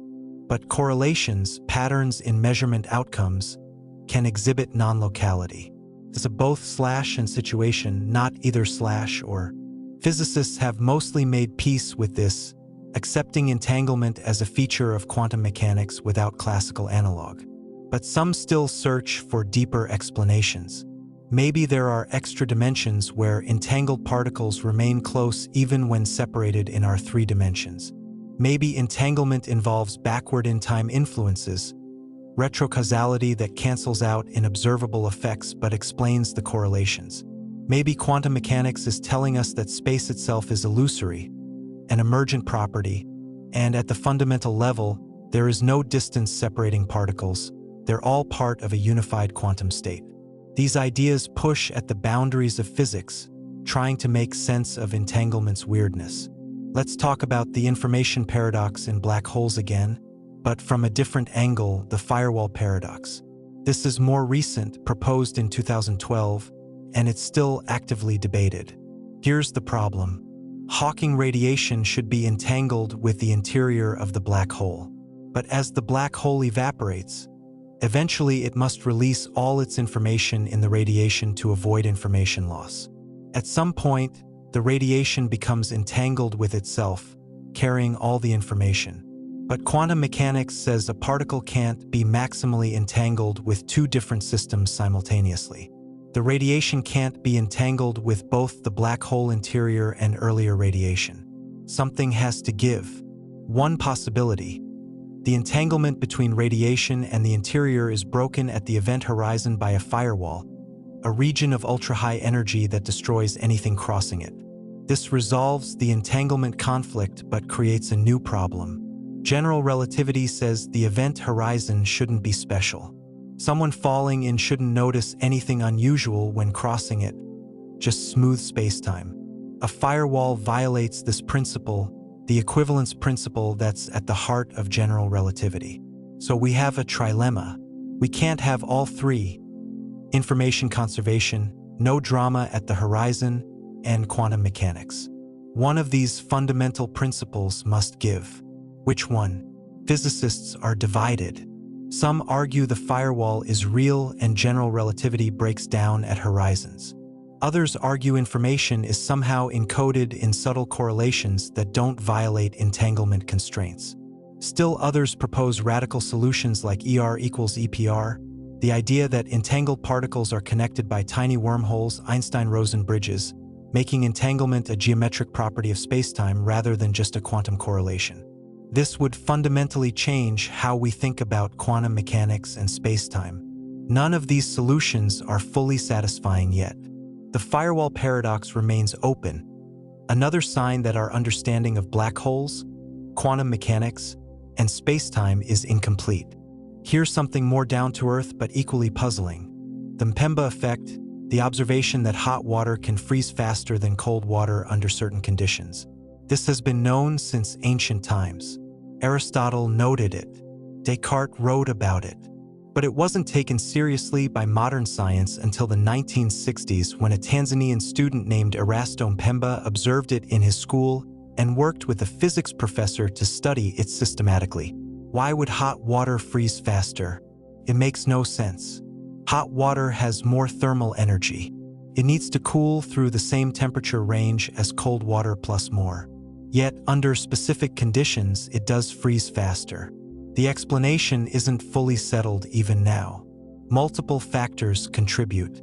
Hot water evaporates more, reducing the mass that needs to freeze. Convection currents in hot water might distribute temperature more evenly, allowing faster freezing. Dissolved gases in water affect freezing, and hot water holds fewer dissolved gases. Supercooling, where water remains liquid below freezing, might occur more readily in cold water, delaying freezing. The shape of ice crystals forming might differ based on temperature history. It's probably a combination of factors depending on specific conditions: container shape, water purity, surrounding temperature, and more. What's interesting is that this simple, observable phenomenon took centuries to explain adequately. If something as mundane as freezing water can harbor subtle complexities, imagine what we're missing in extreme cosmic phenomena. Let's discuss the nature of dark matter and why it's so mysterious. We know dark matter exists. The evidence is overwhelming. Galaxies rotate in ways that only make sense if they contain far more mass than we can see. Galaxy clusters are held together by more gravity than their visible matter provides. Gravitational lensing, the bending of light by mass, shows enormous amounts of invisible mass in clusters. The cosmic microwave background's patterns depend on dark matter's presence in the early universe. Dark matter makes up 27% of the universe's energy density. We know it's there. We know roughly how much there is. We know its distribution, but we don't know what it is. It doesn't emit, absorb, or reflect light. It doesn't interact via electromagnetic or strong forces. It only interacts gravitationally and possibly through the weak nuclear force. The leading candidate is WIMPs, weakly interacting massive particles, new particles beyond the standard model that were created in the Big Bang and persist today. Physicists have built incredibly sensitive detectors deep underground, shielded from cosmic rays, hoping to catch dark matter particles colliding with normal matter. Nothing. Decades of searching, progressively more sensitive experiments, no detection. Maybe dark matter particles are lighter or heavier than expected. Maybe their interaction cross-section is smaller. Maybe they're axions, ultralight particles originally proposed to solve a problem in quantum chromodynamics. Maybe dark matter is primordial black holes formed in the early universe. Maybe it's something we haven't thought of. The fact that we haven't detected it directly despite knowing it's 5 times more abundant than ordinary matter is humbling. There's a whole component of the universe surrounding us, passing through us every second, and we can't see it or touch it or directly detect it. We only know it by its gravitational influence. Some physicists have proposed alternatives to dark matter. Maybe gravity works differently on large scales. Modified Newtonian dynamics, or MOND, proposes that gravity's behavior changes in weak field conditions, like galaxy outskirts. This can explain galaxy rotation curves without dark matter. But MOND struggles with galaxy clusters, gravitational lensing, and the cosmic microwave background. It doesn't work as well as dark matter for explaining everything. More sophisticated theories like TeVis, tensor vector scalar gravity, try to address MOND's shortcomings but add complexity and free parameters. Most physicists still favor dark matter because it fits observations across many scales and epochs. But the lack of direct detection is troubling. If dark matter is real and abundant, why can't we find it? Maybe it's just very hard to detect, and we need better experiments. Or maybe we're wrong about what it is. Either way, this is one of the biggest mysteries in physics. Something is out there holding galaxies together, and we don't know what it is after decades of searching. Let me tell you about the matter-antimatter asymmetry again, but focus on why it's so personally significant. You exist because of this asymmetry. If matter and antimatter had been created in exactly equal amounts in the Big Bang, they would have annihilated completely. The universe would contain nothing but radiation. No atoms. No stars. No planets. No life. The fact that you're listening to this means the universe has a preference, a fundamental asymmetry between matter and antimatter. This goes against the grain of physics. Symmetry is beautiful. The laws of physics should treat matter and antimatter identically, but they don't, not quite. The weak force violates CP symmetry, the combination of charge conjugation and parity. This was discovered in 1964 in the decay of kaons and later confirmed in B mesons and other systems. CP violation is real, but the amount of CP violation in the standard model is far too small to explain the observed matter-antimatter asymmetry. There's a gap of at least 1 billion times between what we observe and what the standard model predicts. Something else must be happening. Maybe it involves physics beyond the standard model. Grand unified theories propose heavy particles that existed briefly after the Big Bang and decayed asymmetrically, creating more matter than antimatter. These particles would have masses far beyond what we can produce in accelerators, so we can't test this directly. Maybe neutrinos are involved. Neutrinos are peculiar. They might be Majorana particles, their own antiparticles. If so, they could violate lepton number conservation and contribute to matter-antimatter asymmetry through leptogenesis. Detecting this requires measuring incredibly rare processes like neutrinoless double beta decay. Experiments are ongoing but haven't found it yet. Maybe the asymmetry isn't a property of particle physics at all but of cosmology. Maybe the universe contains regions of matter and regions of antimatter, separated on scales larger than we can observe. This seems unlikely because we'd expect to see signatures of matter-antimatter annihilation at the boundaries, and we don't. Or maybe the asymmetry is related to gravity or the geometry of spacetime in the early universe. Some theories involving quantum gravity or string theory predict mechanisms for creating asymmetry, but these are speculative, hard to test, and far from confirmed. The bottom line is we don't know why you exist. We don't know why the universe has more matter than antimatter. It's one of the most fundamental questions in physics, and we don't have a satisfying answer. Let's talk about the dimensionality of space and why the universe has 3 spatial dimensions. You can move forward, backward, left, right, up, down. 3 independent directions. Why 3? Why not 2 or 4 or 10? In string theory, the universe actually has 10 or 11 dimensions, but most are compactified, curled up so small we don't notice them. Only 3 spatial dimensions remain large. But why? Is it arbitrary? Or is there a reason? The anthropic principle offers one answer. Maybe only 3-dimensional universes can support complex life. In 2 dimensions, biological complexity is limited. Nerves can't cross without touching, limiting nervous system complexity. Planets can't have stable orbits because gravity falls off linearly with distance in 2D, creating unstable dynamics. In 4 or more spatial dimensions, atoms might not be stable. Planetary orbits are definitely unstable. There's no stable orbital mechanics in higher dimensions. So maybe 3 dimensions is the only possibility for observers like us. This is appealing but unsatisfying because it doesn't explain why other dimensions would be compactified in just the right way. In string theory, the way extra dimensions are curled up determines the physical laws, particle masses, and force strengths in our effective 3-dimensional world. There are perhaps 10 to the power of 500 different ways to compactify dimensions, creating a vast landscape of possible universes. This leads back to the multiverse and anthropic reasoning. We find ourselves in a 3-dimensional universe with specific particle physics because that's where observers can exist. Other configurations exist too, but are empty or chaotic. Again, we're at the boundary where physics meets philosophy, where answers depend on untestable assumptions about unobservable universes. Now let me tell you about the unreasonable effectiveness of mathematics in physics. This is a phrase coined by physicist Eugene Wigner, and it captures a deep mystery. Mathematics is a human invention, a system of logic and symbols we created. Yet it describes the physical universe with astonishing precision.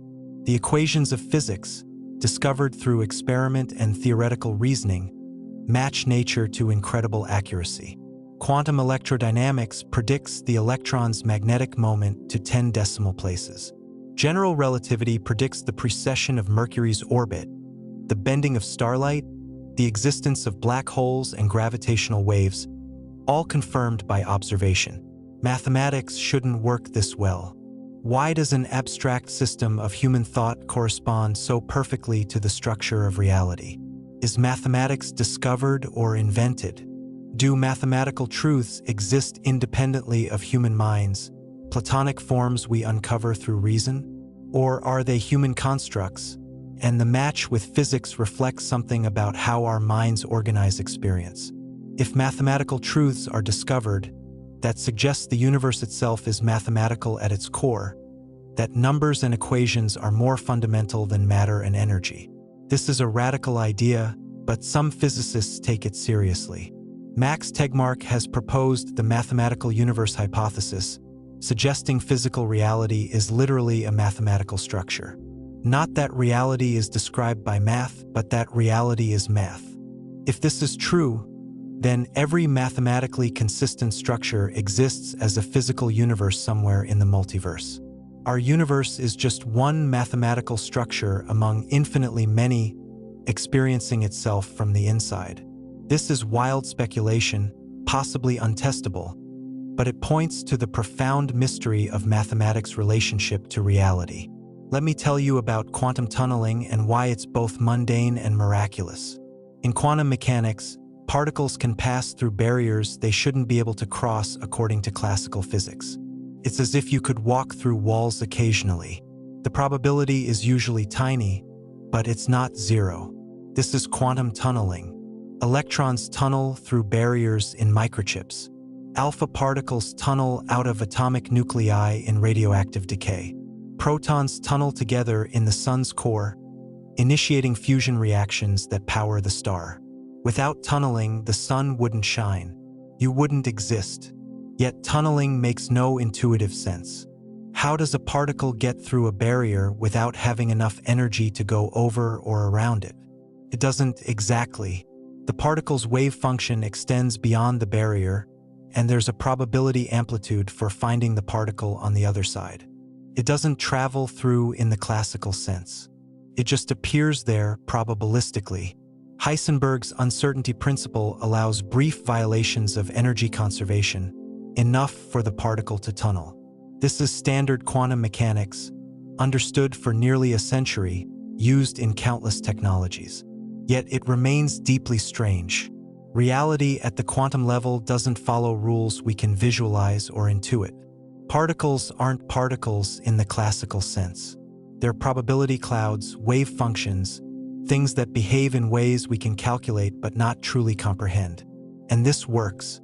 This describes reality. The strangeness isn't a sign that quantum mechanics is wrong. It's a sign that reality is far stranger than the macroscopic world suggests. Let's discuss the twin paradox in special relativity, which isn't really a paradox but confuses people because it seems to lead to contradiction. Two twins separate. One stays on Earth, the other travels at high speed to a distant star and returns. According to special relativity, time dilates for the traveling twin. When they reunite, the traveling twin is younger. But from the traveling twin's perspective, Earth was moving, so shouldn't the Earth twin be younger? Who's right? This seems like a paradox, but it's not. The situation isn't symmetric. The traveling twin accelerates when turning around to come home. Acceleration breaks the symmetry. The twin who accelerates is the one who ages less. This has been confirmed experimentally with atomic clocks on airplanes and satellites. Time dilation is real, but this raises questions about the nature of time. Time isn't a universal background that ticks the same for everyone. It's personal, relative, dependent on motion and gravity. Different observers disagree about whether events are simultaneous. The idea of now across space isn't meaningful. Events that are simultaneous for one observer aren't simultaneous for another moving relative to them. This is relativity of simultaneity, and it demolishes our intuitive picture of time as a universal flow. Instead, space-time is a four-dimensional fabric where past, present, and future all exist, and our perception of time's flow is a subjective experience, not an objective feature of reality. If this is true, then free will, causality, even personal identity become strange. If all moments exist equally in space-time, in what sense do we change or make choices? These are philosophical questions, but they arise directly from physics. Here's something that connects to everyday experience. The entropy of the universe is increasing, moving toward heat death, a state of maximum disorder. Stars will burn out.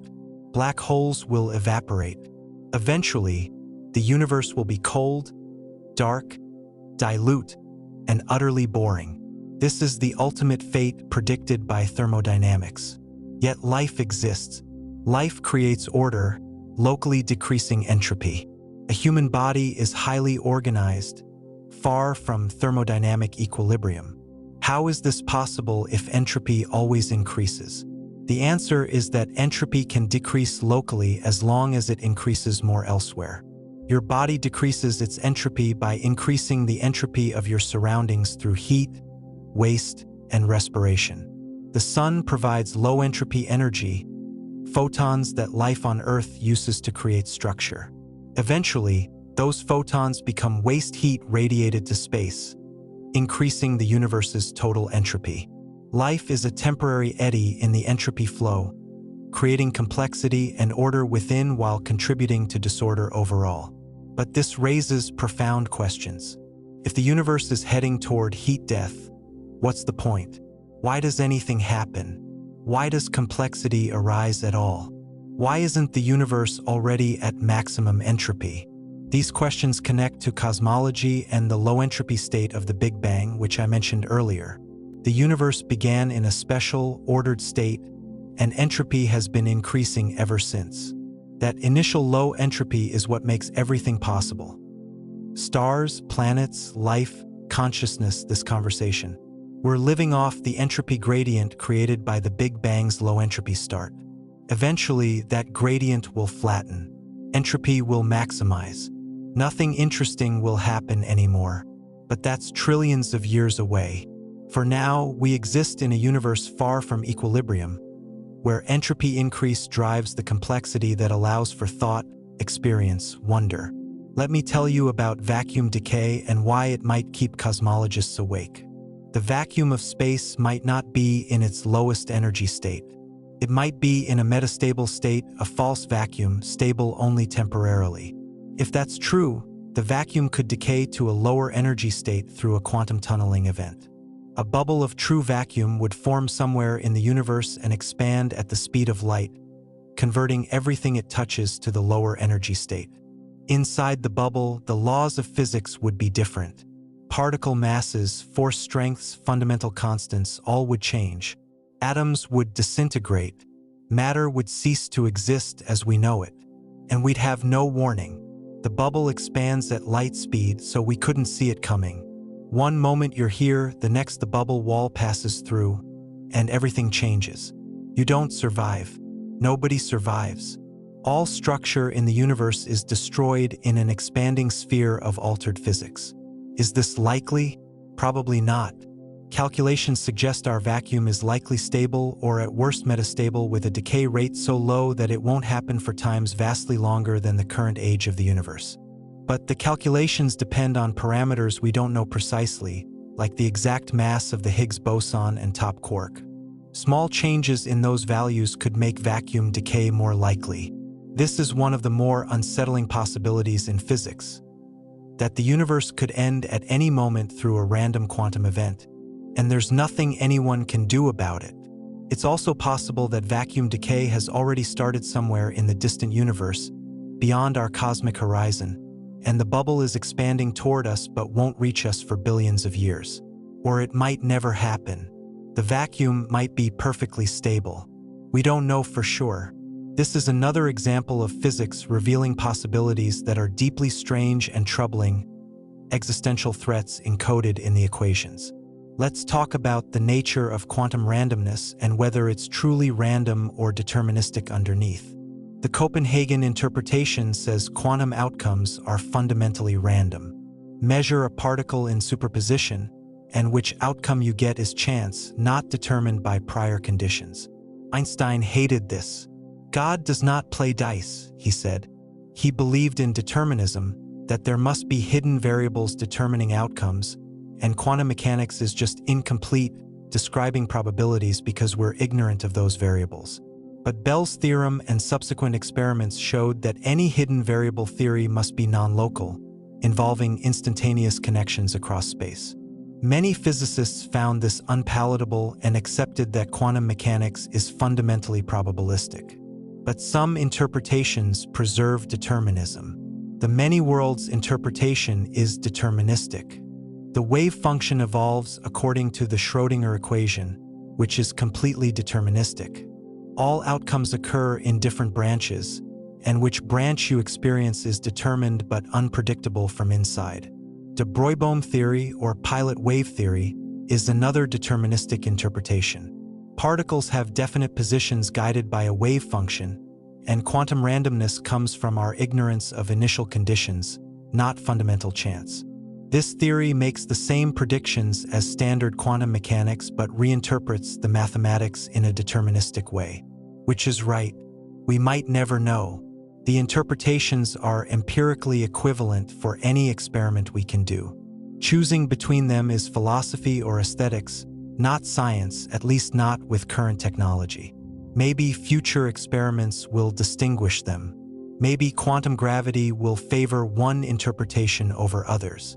Or maybe it's undecidable, a question physics can't answer because different interpretations are mathematically equivalent descriptions of the same reality. Here's a puzzle from cosmology. The omega point theory proposed by physicist Frank Tipler. If the universe collapses in a big crunch, then as it contracts, time dilation effects become extreme. Civilizations could exist near the final moments and experience subjectively infinite time as the universe collapses. Computational power would diverge to infinity. In principle, future superintelligences could run simulations of everyone who ever lived, resurrecting them in a simulated afterlife. Tipler claimed this provides a physical basis for concepts like heaven and immortality. It's a beautiful idea, audacious and imaginative, but it's almost certainly wrong. Observations show the universe is accelerating, not slowing down. There won't be a big crunch. The universe will expand forever. The omega point won't happen. Still, the idea illustrates how physics can connect to deeply human concerns about meaning, mortality, and existence. Even if Tipler's specific proposal doesn't work, the question remains: what's the fate of consciousness in the universe? Could intelligence survive indefinitely into the far future? Could civilizations harness dark energy or access other universes? These are speculative questions, but they're not unscientific. They depend on physics we're still trying to understand. Maybe there are ways for consciousness to persist far longer than biological life on planets allows. Maybe not. The universe will tell us eventually. Let me tell you about the weak anthropic principle versus the strong anthropic principle. The weak version says we observe conditions compatible with our existence because we couldn't exist otherwise. It's a selection effect, straightforward and uncontroversial. The strong version says the universe must have properties allowing consciousness to emerge at some point. This suggests the universe is somehow fine-tuned or designed for life. It's teleological, implying purpose or direction. Most scientists reject the strong version as unscientific. It doesn't make predictions or explain anything. It's a philosophical claim, not physics. But some argue it has merit, especially in the context of the multiverse. If many universes exist with varying properties, and only those allowing observers actually have anyone to observe them, then the strong principle is a natural consequence. The universe must allow observers because otherwise, there'd be no one to notice it exists. This is subtle. It's not saying the universe was designed, but that the existence of observers places constraints on which universes we can find ourselves in. The debate continues. Some view anthropic reasoning as a last resort when physics fails to provide explanations. Others see it as a legitimate tool in cosmology, especially when dealing with fundamentally unpredictable aspects like the cosmological constant in the landscape of string vacua. It depends on whether you think science should always provide mechanistic explanations or whether some facts about the universe might be contingent, accidents of cosmic history, or selection effects from a multiverse. There's no consensus. Different physicists approach this differently based on their philosophical inclinations. Let's discuss the measurement problem in quantum mechanics one more time from yet another angle: decoherence. This is the most promising solution to the measurement problem that doesn't require many worlds, consciousness, or abandoning quantum mechanics. The idea is that quantum superpositions don't last in realistic environments. Interaction with the surrounding environment, even just air molecules or photons, causes the quantum system to decohere, losing its quantum properties and behaving classically. This happens incredibly fast for macroscopic objects, explaining why we don't see chairs or cats in superposition. Decoherence provides a mechanism for the transition from quantum to classical without requiring a special measurement postulate or observer. The wave function doesn't collapse. It just becomes entangled with the environment in ways that make interference effects unmeasurably small.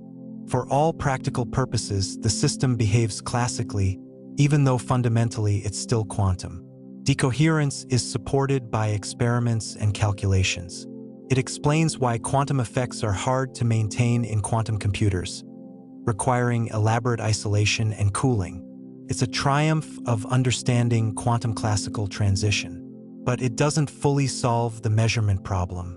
Decoherence explains why we see definite outcomes, why superpositions become effectively classical. But it doesn't explain which outcome occurs. The wave function describes probabilities for different outcomes, and decoherence doesn't select one. You still need either wave function collapse, many worlds, or some other mechanism to explain the definite result you observe. So decoherence is part of the answer, not the complete answer. It's progress, but the mystery remains. Here's something that sounds like science fiction but isn't: warp drives. General relativity allows for space-time configurations where space itself moves, carrying objects faster than light without violating relativity. The Alcubierre drive is the most famous example. It contracts space in front of a spacecraft and expands it behind, creating a warp bubble that moves faster than light while the spacecraft itself stays at rest inside the bubble. Relativity says nothing can move through space faster than light, but it doesn't limit how fast space itself can move. So in principle, warp drives don't violate physics. But there are problems, huge problems. Creating an Alcubierre drive requires negative energy density, matter with negative mass. We've never observed negative mass. Quantum field theory predicts small negative energy densities in the Casimir effect, but nowhere near what's needed for a warp drive.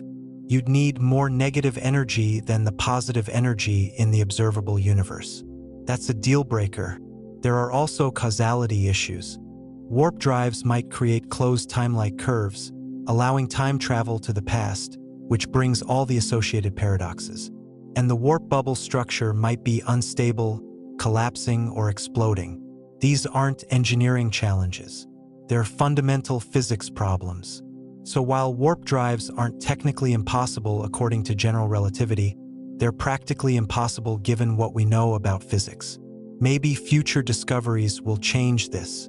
Maybe there are forms of matter or energy we haven't imagined. Maybe modifying general relativity allows warp drives without exotic matter. Or maybe not. Maybe faster-than-light travel is forbidden by fundamental principles we haven't discovered, even though the equations seem to allow it. This is another case where physics hints at possibilities that might be forever out of reach. Let me tell you about the scale invariance paradox. At first glance, the universe doesn't care about size. Physics works the same whether you're describing atoms or galaxies. But this breaks down at certain scales. Quantum mechanics dominates at small scales. Gravity dominates at large scales. Between them is a vast range where classical physics applies. But where exactly do quantum effects become negligible? Where does gravity become important? These transitions aren't sharp. They depend on energy, density, timescales. And here's the strange part. The universe exhibits self-similarity across scales. Galaxies cluster into groups, groups into clusters, clusters into superclusters, in patterns that show fractal-like properties. This scale invariance is unexpected.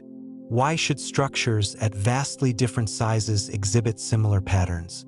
In fluid turbulence, we see cascades from large to small scales with self-similar structure. Maybe cosmic structure formation has similar properties. Or maybe it's a coincidence, artifacts of how gravity amplifies density fluctuations. We're still working out the details. The fact that the universe is interesting across such a vast range of scales, from quarks to cosmic voids, is remarkable. Most of that range is dominated by just two forces: electromagnetism at small scales, gravity at large. The strong and weak nuclear forces operate only at subatomic distances. Why are there four fundamental forces? Why these strengths and ranges? These questions are part of grand unification programs trying to show that all forces were unified at high energies in the early universe. We've had partial success. Electromagnetism and the weak force unify at the electroweak scale. The strong force might unify with them at higher energies in grand unified theories. And everything, including gravity, might unify at the Planck scale in a theory of quantum gravity. But we can't test these ideas directly. The energies are too high. We look for indirect evidence. Proton decay, magnetic monopoles, gravitational waves from cosmic strings. So far, nothing. The universe keeps its secrets. Let's talk about cosmic strings, which are hypothetical one-dimensional defects in spacetime left over from the early universe. As the universe cooled after the Big Bang, symmetries broke, and topological defects could have formed, like cracks in ice as water freezes. Cosmic strings would be incredibly thin, far smaller than an atom, but extend across cosmic distances, perhaps across the entire observable universe. They'd have enormous mass per unit length, making them gravitational powerhouses. A cosmic string passing through the solar system could gravitationally perturb orbits. Strings moving at high speeds would create distinctive patterns in the cosmic microwave background and generate gravitational waves. We've looked for these signatures. We haven't found them. This constrains how many cosmic strings exist and how massive they are. Probably there aren't many, if any. But if they exist, they're relics from phase transitions in the first fraction of a second after the Big Bang, witnesses to physics at energies we can't reproduce in laboratories. Finding one would be a monumental discovery, a window into the universe's earliest moments. Some theories predict cosmic superstrings related to string theory, which could be lighter and harder to detect. The search continues. Every new gravitational wave detection is checked for cosmic string signatures. Every precise map of the CMB is analyzed for their effects. So far, nothing. But absence of evidence isn't evidence of absence. Maybe cosmic strings are rare. Maybe they're there, but subtle, hiding just below our detection thresholds. Or maybe they don't exist, and the phase transitions that should create them didn't happen or worked differently than we think. It's another open question, another search for phenomena that might revolutionize our understanding or might turn up nothing. Here's something that should bother everyone: the arbitrariness of the Standard Model. We have this extraordinarily successful theory describing all known particles and forces except gravity. It makes predictions confirmed to astonishing precision. It predicted the W and Z bosons, the top quark, the Higgs boson, all found exactly where the theory said they'd be. It's a triumph, but it's also ugly. The Standard Model has about 19 free parameters, numbers that have to be measured experimentally, not predicted by the theory. Particle masses, force coupling strengths, mixing angles between quarks and leptons, these are inputs, not outputs. We measure them, plug them into the equations, and the theory works. But why do they have the values they do? The Standard Model doesn't say. It just accepts them as givens. Worse, the structure of the Standard Model seems arbitrary. Why 3 generations of particles? Why this particular symmetry group? SU3 times SU2 times U1? Why do some particles have mass and others don't? Why is the electron 200 times lighter than the muon, which has identical properties except for mass? The Standard Model describes these patterns but doesn't explain them. It's like having a manual for a car without understanding why the car is designed that way. Physicists hope for a deeper theory, a unified framework that explains the Standard Model structure and predicts its parameters. String theory tries to do this, as do other approaches to quantum gravity and grand unification. But we're not there yet. We have tantalizing hints, patterns that suggest deeper principles, but no definitive answers. The Standard Model might be an effective theory, an approximation to something more fundamental. Or it might be close to the final answer, with parameters that are fundamentally arbitrary, perhaps set by random processes in the early universe or anthropic selection in a multiverse. This uncertainty is frustrating but also exciting. There's more to discover. The Standard Model isn't the end of physics. It's a resting point, a remarkably successful theory that nonetheless points beyond itself to deeper questions. Let me tell you about the emergence of spacetime in quantum gravity. This is one of the most radical ideas in modern physics. What if space and time aren't fundamental but emerge from something deeper? In general relativity, space-time is a smooth four-dimensional manifold. In quantum mechanics, everything is discrete, quantized, probabilistic. These frameworks don't play well together. Quantum field theory in curved spacetime uses quantum mechanics in a fixed spacetime background, but it can't handle situations where spacetime itself is quantum, like black hole singularities or the Big Bang. A full theory of quantum gravity must quantize spacetime, treating it as fundamentally discrete or uncertain in some way. Loop quantum gravity does this explicitly, describing spacetime as a network of discrete quantum geometries. String theory suggests spacetime emerges from the dynamics of strings in higher dimensions. In both approaches, and in others like causal set theory, spacetime as we experience it is emergent, arising from more fundamental quantum entities. This is conceptually challenging. We're used to thinking of space and time as the arena where events occur. But in quantum gravity, events might be more fundamental than spacetime. Spacetime might be a convenient macroscopic description, like temperature in thermodynamics, useful but not fundamental. If this is true, then asking what happened before the Big Bang or what's inside a black hole singularity might be meaningless. These questions assume spacetime is fundamental. If it's not, the questions need reformulating. This is frontier stuff, largely speculative, but it's where theoretical physics is heading. Understanding what space and time really are at the Planck scale might be the key to unifying quantum mechanics and general relativity. Let's talk about the unreasonable complexity of biological systems and whether physics can explain life.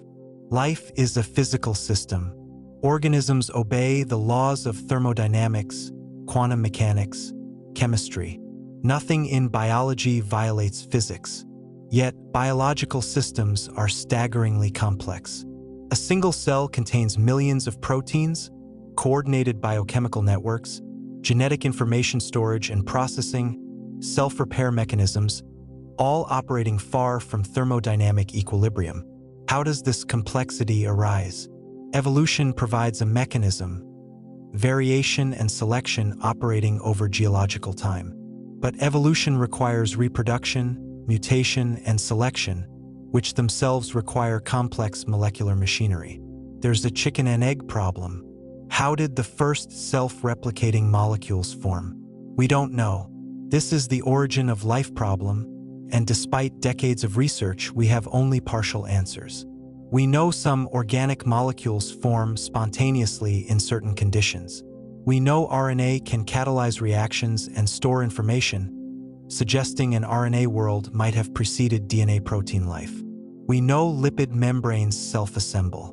But going from these components to a functioning cell is a huge gap.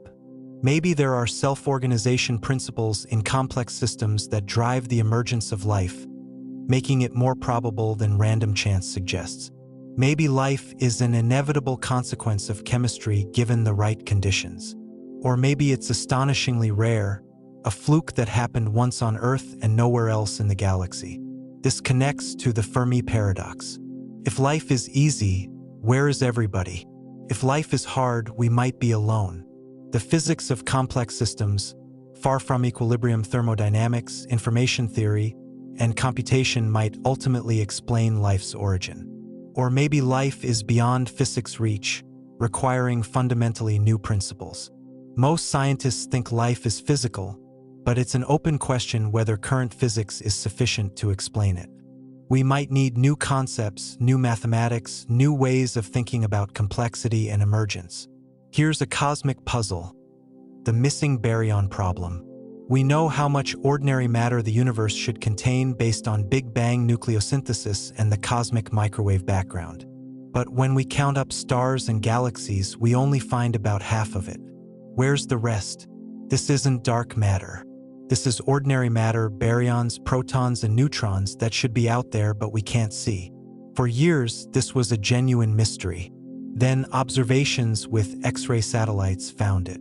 The missing baryons are in intergalactic space, in warm, hot ionized gas between galaxies. This gas is too hot to emit visible light, but not hot enough to emit strong X-rays. It's in a Goldilocks zone of temperature that makes it hard to detect. This gas traces cosmic structure, the filaments of the cosmic web connecting galaxy clusters. Finding it was a triumph of observational astronomy, resolving a decades-old problem. But here's the thing, we only found it recently, within the last 20 years. For most of my career, this was an open question. The universe was hiding half its ordinary matter in plain sight, and we couldn't see it. What else is hiding? What other components or phenomena are we missing because they're hard to detect? This keeps me humble. We don't know everything. We're not even close. So here we are. We've journeyed through cosmic paradoxes, quantum mysteries, gravitational enigmas, time puzzles, and existential questions about reality itself. Where is everybody in this vast universe? Why can information seemingly vanish into black holes? Why is the universe accelerating in its expansion, driven by something we call dark energy but don't understand? Why are the fundamental constants fine-tuned for life? Why does time flow in one direction?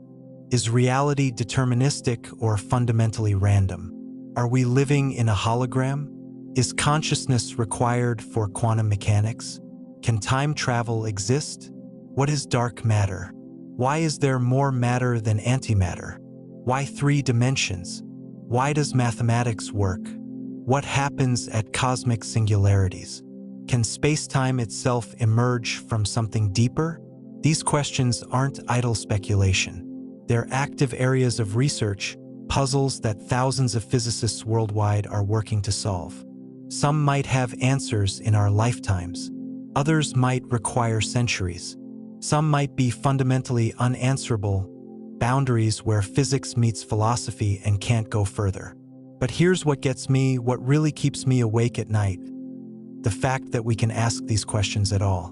We're a species that evolved to hunt prey and gather food on the African savanna, yet we can comprehend black holes, quantum mechanics, and the Big Bang. We can use our brains, evolved for survival, to grasp the fundamental nature of reality. That's astonishing. It's humbling, and it suggests something profound about the universe itself. It's comprehensible. Not fully, not yet, maybe never completely, but partially.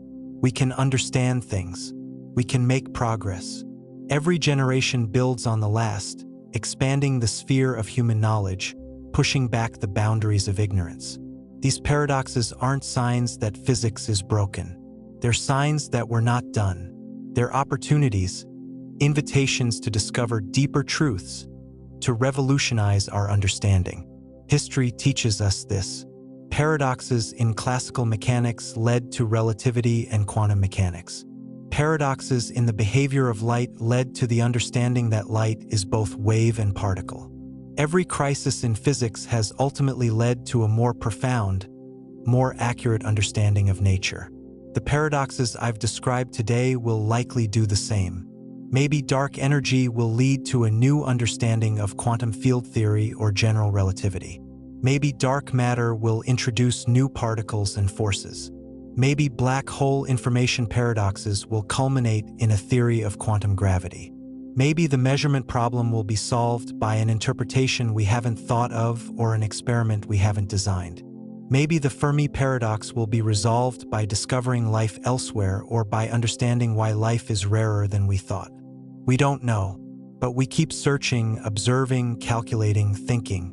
This is the scientific enterprise at its finest.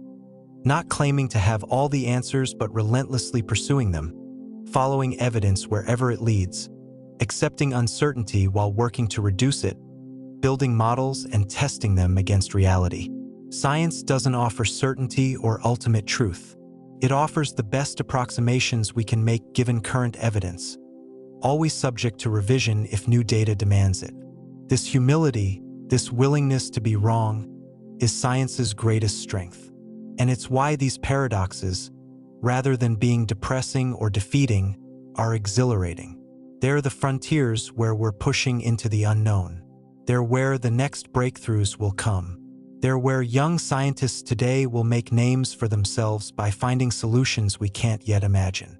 If you're inspired by these mysteries, if you feel that sense of wonder and curiosity, chase it. Study physics, astronomy, mathematics. Become part of this grand endeavor to understand the cosmos. Or if you don't pursue science professionally, stay curious. Keep asking questions. Keep looking up at the sky and wondering what's out there, how it works, why it's this way and not some other way. That sense of wonder is what makes us human. It's what drives progress. And it's what connects each of us to the larger universe, to the atoms in our bodies that were forged in stars, to the quantum fields that underlie all existence, to the space-time fabric we move through every moment. But let me tell you about some paradoxes we haven't touched yet, mysteries that are equally perplexing and profound. Consider the Pauli exclusion principle and why matter is solid. You're sitting in a chair right now, or standing on a floor. You feel solid. The chair feels solid. But atoms are almost entirely empty space. The nucleus is tiny compared to the electron cloud, like a grain of sand in a football stadium. So why don't you fall through the chair? Why doesn't all matter collapse into itself? The answer is quantum mechanics and the Pauli exclusion principle. No two fermions, particles like electrons with half-integer spin, can occupy the same quantum state. When you try to push atoms together, their electron clouds resist because the electrons can't occupy the same space with the same quantum numbers. This isn't a force in the classical sense. It's a quantum mechanical effect, an expression of the wave nature of matter. Without the Pauli exclusion principle, all matter would collapse into incredibly dense configurations. There would be no chemistry, no solid objects, no you. The solidity you feel when you touch something isn't really solidity. It's electron clouds refusing to overlap because quantum mechanics forbids it. Your hand never actually touches anything. The electromagnetic repulsion between electron clouds keeps everything separated by quantum distances. You've never truly touched another person, never truly touched the ground beneath your feet. Everything you think of as contact is quantum mechanical repulsion between clouds of probability. This is both beautiful and deeply strange. Let's discuss the cosmic censorship conjecture, which asks whether nature hides singularities from view. General relativity predicts singularities, points where space-time curvature becomes infinite and physics breaks down. Black holes have singularities at their centers. The Big Bang was a singularity, but singularities where general relativity fails are problems. They're places where we can't predict anything. Roger Penrose proposed that nature protects us through cosmic censorship. Every singularity must be hidden behind an event horizon, unreachable and unobservable from outside. Naked singularities, singularities without horizons, shouldn't exist. If they did, they could affect the outside universe in unpredictable ways, violating determinism. The cosmic censorship conjecture says this doesn't happen. Nature is modest, keeping its singularities clothed in event horizons. But is this true? We don't have a proof. Some solutions to Einstein's equations produce naked singularities under contrived conditions. Whether they can form from realistic initial conditions is unclear. We'd need quantum gravity to know for sure. If naked singularities exist, if we could observe one, it would be a laboratory for testing physics under conditions where general relativity fails. We might see effects from quantum gravity directly, but if cosmic censorship holds, we're protected from such chaos. Nature keeps its breakdowns private, hidden behind horizons where they can't contaminate the predictable universe we inhabit. This is comforting but also frustrating. We can't probe the ultimate limits of physics if those limits are forever hidden from view. Here's something that touches on consciousness and quantum mechanics in a different way. Quantum biology. Are quantum effects important in living systems? For decades, biologists assumed the answer was no. Cells are warm, wet, messy environments where quantum coherence should be destroyed instantly by decoherence. Life operates classically, using molecules as mechanical components. But evidence suggests otherwise. Photosynthesis, the process plants use to convert light to chemical energy, appears to use quantum coherence to transfer energy with remarkable efficiency. Enzyme catalysis might involve quantum tunneling of protons. Bird navigation might use quantum entanglement in specialized proteins in their eyes to sense magnetic fields. Olfaction, the sense of smell, might involve quantum tunneling distinguishing molecular vibrations. These are controversial claims, and the evidence is still being debated. But if quantum effects are important in biology, if life has learned to exploit quantum mechanics for function, that's profound. It means evolution has discovered quantum mechanics and put it to work millions of years before humans did. It means quantum effects aren't just laboratory curiosities but functional components of living systems. And it raises questions about consciousness. If the brain uses quantum processes, does consciousness involve quantum mechanics in some essential way? This is where Penrose and Hameroff's ideas come in, which I mentioned earlier. Most neuroscientists remain skeptical, but we don't fully understand consciousness or quantum biology, so we can't rule it out. Let me tell you about the black hole firewall paradox from yet another angle. What happens to an astronaut who falls in? According to general relativity, nothing special happens at the horizon. You cross it doomed but unaware for a while, falling toward the singularity. But if firewalls exist to preserve quantum mechanics, you're incinerated at the horizon. Which is it? Do you feel nothing or everything? This isn't just academic. It determines whether general relativity or quantum mechanics breaks down at horizons. Both can't be exactly right. One of these foundational theories must give. Resolving this might require a complete theory of quantum gravity, or it might require rethinking information in ways we haven't considered. Some physicists think the resolution involves the holographic nature of black holes, information encoded on the horizon in ways that preserve both principles through mechanisms we don't yet understand. Others think one principle must be sacrificed. We need observations, but observing what happens inside a black hole is impossible by definition. We're stuck with thought experiments and mathematical consistency arguments. This is frustrating but intellectually rich territory. Now let's talk about something truly bizarre: quantum erasure and delayed choice experiments. These experiments show that decisions made in the present can apparently affect the past, at least from certain perspectives. In a delayed choice experiment, a photon passes through a double-slit setup. Whether it behaves as a wave showing interference or as a particle showing which path information depends on a measurement choice made after the photon has passed through the slits. You can decide how to measure it after it's already done the thing you're measuring. This seems to violate causality, but it doesn't, not quite. You can't use this to send information backward in time. When you look at the data from any single run, you see random results. Only when you sort the data based on later measurements do patterns emerge. The weirdness is real, but it doesn't allow temporal paradoxes. Still, it's deeply counterintuitive. Quantum erasure experiments are similar. You can erase information about which path a particle took and restore interference patterns even after the particle has been detected. It's as if the particle retroactively changed how it behaved based on what you did later. These experiments have been performed repeatedly with consistent results. They're not thought experiments. They're real, and they tell us that time, causality, and the relationship between measurement and reality are far more subtle than classical intuition suggests.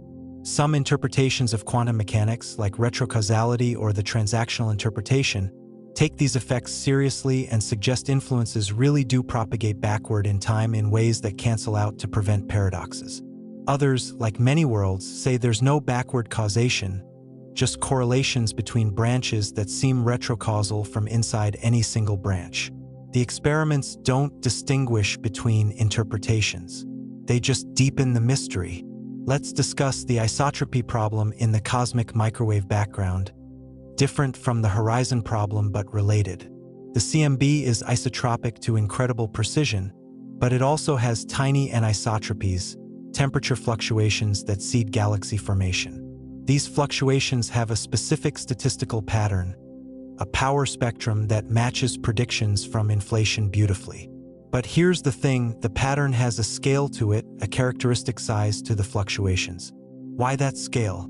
In inflationary models, the scale comes from quantum fluctuations during inflation, stretched to cosmic sizes. Different modes of quantum fluctuation become classical at different times during inflation, imprinting different scales on the CMB. This works mathematically and matches observations. But it means the universe's large-scale structure is ultimately quantum mechanical in origin. The galaxies, the clusters, the cosmic web all trace back to quantum fluctuations in a primordial field. The classical universe we see emerged from quantum randomness amplified by cosmic expansion. This is conceptually stunning. Quantum mechanics, usually confined to atoms and subatomic particles, shaped the cosmos itself. Your existence traces back to a quantum fluctuation 13 billion years ago, a random variation in a field that wouldn't exist classically. Without quantum mechanics, the universe would be perfectly smooth, no stars, no galaxies, no life. This is another example of quantum mechanics matching at every scale, from the smallest to the largest, binding the universe together in ways we're only beginning to appreciate. Here's a paradox about infinity that's particularly troubling: Zeno's paradoxes, which have ancient roots but modern implications. Zeno argued that motion is impossible because to go from point A to point B, you must first go halfway, then half the remaining distance, then half of that, infinitely many steps. Completing infinitely many steps should take infinite time, yet we move. How? Mathematically, infinite series can sum to finite values. The distances sum to the total distance, the times sum to finite time. Calculus resolves Zeno's paradoxes mathematically. But physically, is space continuous or discrete? If space is continuous, moving does require traversing infinitely many points. If space is discrete, quantized at the Planck length, motion involves finite jumps, no infinity. We don't know which is true. General relativity treats spacetime as a smooth continuum. Quantum gravity theories like loop quantum gravity suggest spacetime is discrete at the Planck scale. This is testable in principle but not with current technology. The discreteness would produce tiny effects in light propagation over cosmic distances or in the behavior of particles at extreme energies. Observations constrain but don't definitively answer the question. If spacetime is discrete, that resolves Zeno's paradoxes physically, not just mathematically. If it's continuous, then motion really does involve completing infinitely many steps, and we need to accept that infinity is physically real, not just mathematically convenient. This connects to broader questions about whether infinity exists in nature or is always an idealization, a limit that's approached but never reached. Let me tell you about the unreasonably effective self-assembly of complex structures. Crystals form spontaneously from solutions. Snowflakes grow into intricate patterns. Proteins fold into specific shapes. Galaxies form from gravitational collapse. At every scale, the universe creates order from disorder, structure from randomness. This seems to violate the second law of thermodynamics, but it doesn't. These are open systems, not closed. Energy flows through them, allowing local decreases in entropy at the cost of larger increases elsewhere. But why is the universe so good at making interesting structures? Why don't random fluctuations just stay random? The answer involves self-organization, feedback loops, and the nature of physical laws. Gravity is attractive, so overdensities grow. Chemical bonds have specific geometries, so molecules form specific shapes. Electromagnetic forces arrange atoms into crystals. Physics naturally creates structure because the laws themselves are structured. But this raises a question: why these laws? Why laws that permit, even encourage, complexity? In most imaginable universes with different laws, nothing interesting happens. Stars don't form or they're unstable. Chemistry doesn't exist or it's too simple. Only a narrow range of laws produces a universe as rich and complex as ours. This is another aspect of fine-tuning, not of constants but of the mathematical form of laws themselves. Why these equations and not others? We have no answer except, again, anthropic reasoning or the hope for a deeper theory that explains why physics must take this form. The universe's creative capacity, its ability to generate complexity at every scale, is perhaps the most remarkable feature of reality, and we take it for granted because we're part of it. Let's talk about the singularity theorems of Penrose and Hawking, which prove that under general conditions, general relativity predicts singularities are inevitable. If a sufficient amount of matter concentrates in a region, gravitational collapse creates a singularity. If the universe is expanding, tracing it backward leads to a singularity. These theorems are rigorous, mathematical proofs, not speculations.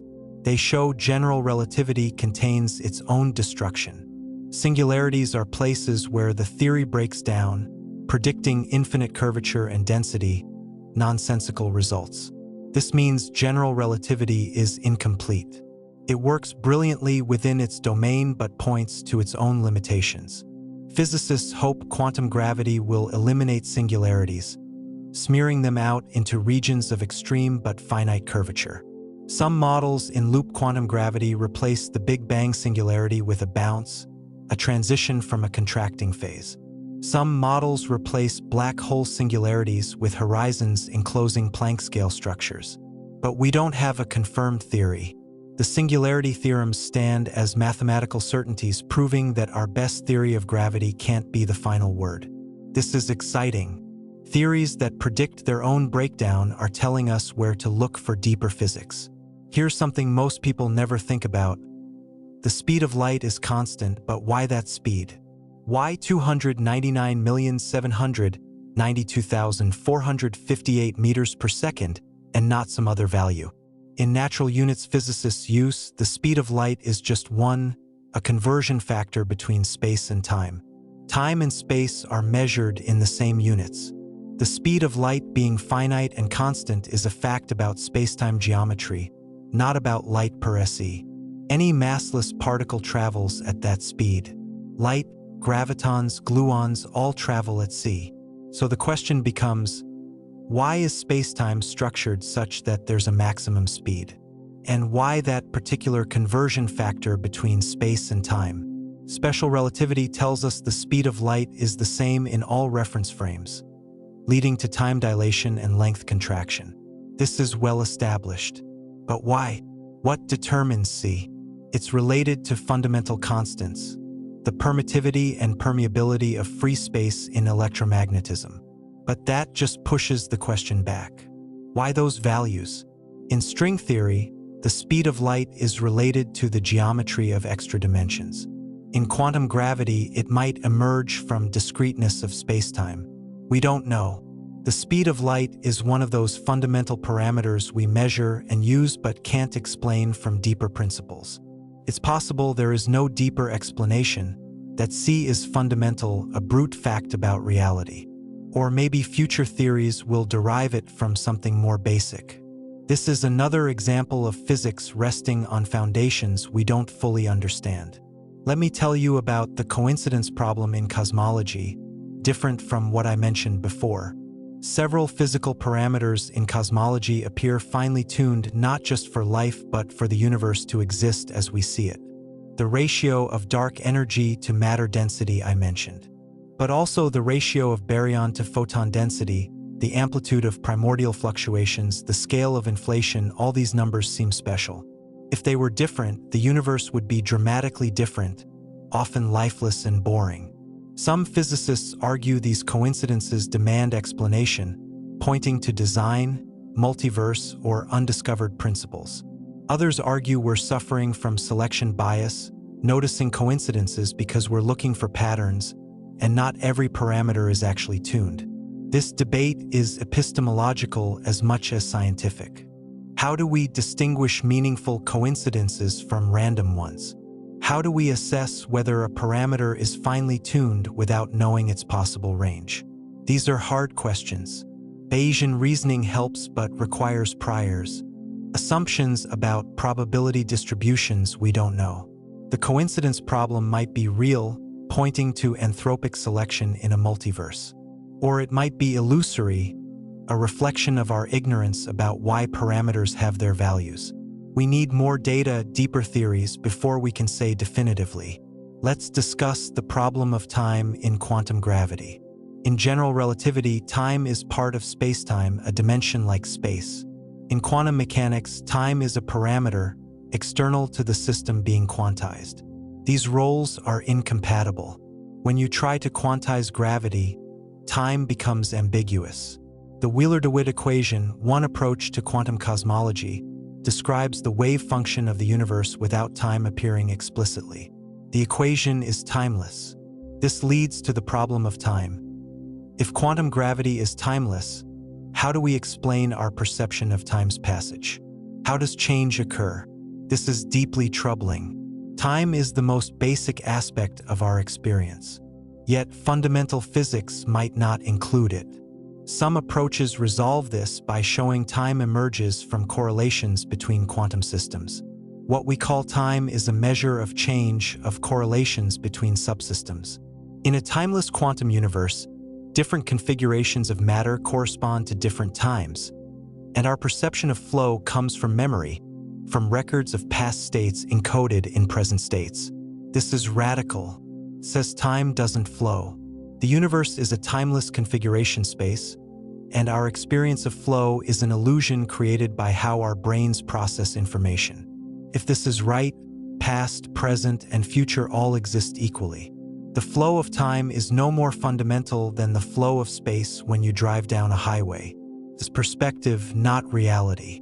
This resolves some problems in quantum gravity but creates philosophical puzzles about free will, causality, and the nature of experience. If the future already exists in the timeless wave function of the universe, are we free? Do our choices matter? These questions might not have physics answers, but they arise directly from our best attempts to reconcile quantum mechanics and general relativity. Here's a cosmic mystery that's more recent: fast radio bursts. These are incredibly brief, intense pulses of radio waves from distant galaxies, lasting milliseconds but releasing as much energy as the sun emits in days. When first discovered, they seemed so strange that some speculated they might be artificial signals from advanced civilizations. But we've detected hundreds now, and they appear natural. Most are one-time events, unpredictable. Some repeat.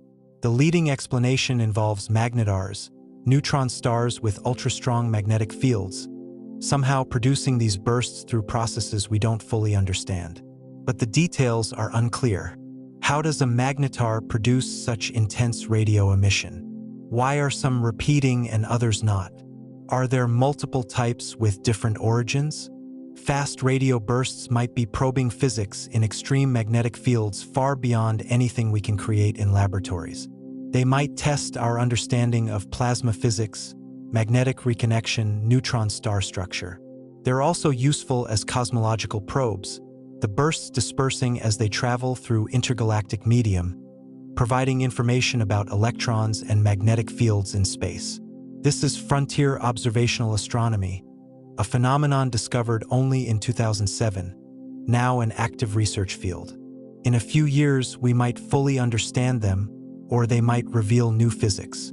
Let's talk about the mystery of ball lightning, which sounds like folklore but has enough credible reports to be taken seriously. Witnesses describe glowing spheres of light, usually during thunderstorms, that float through the air, pass through walls, sometimes explode. Reports are consistent across cultures and centuries, but ball lightning is rare and unpredictable, making it hard to study. No accepted scientific explanation exists. Proposed mechanisms involve plasma, electromagnetic fields, chemical reactions, microwave radiation, even antimatter or mini black holes in extreme proposals. Laboratory experiments have created plasma balls with some similar properties, but nothing that fully matches witness descriptions. Ball lightning might be a rare combination of atmospheric conditions producing unusual plasma configurations. Or reports might be unreliable, misidentifications, or hallucinations. But the consistency of reports suggests something real is happening, even if we don't understand it. This is a reminder that even on Earth, in familiar environments, there are phenomena science hasn't fully explained. If we struggle with ball lightning, Imagine how much we don't know about extreme cosmic environments. Here's something that should unsettle you. The vacuum isn't empty, and it's not even clear if empty space is a meaningful concept. Quantum field theory says the vacuum is the lowest energy state of quantum fields, but it's filled with virtual particles, quantum fluctuations. These fluctuations have measurable effects. The Casimir effect, where parallel plates attract due to differences in vacuum fluctuations between them and outside, the Lamb shift in hydrogen energy levels, even the rate of spontaneous emission from atoms. The vacuum is active, dynamic, seething with activity on quantum timescales. But what is the vacuum, really? In quantum field theory, it's the state where all field modes are in their ground state. But in curved spacetime, there's no unique definition of vacuum. Different observers in different reference frames or gravitational fields disagree about what constitutes empty space. This is how Hawking radiation arises. Near a black hole horizon, what one observer calls vacuum looks to another like a bath of particles. This ambiguity is fundamental, not a technicality. It means the vacuum, emptiness itself, is observer-dependent. Reality at its most basic level isn't objective but perspectival.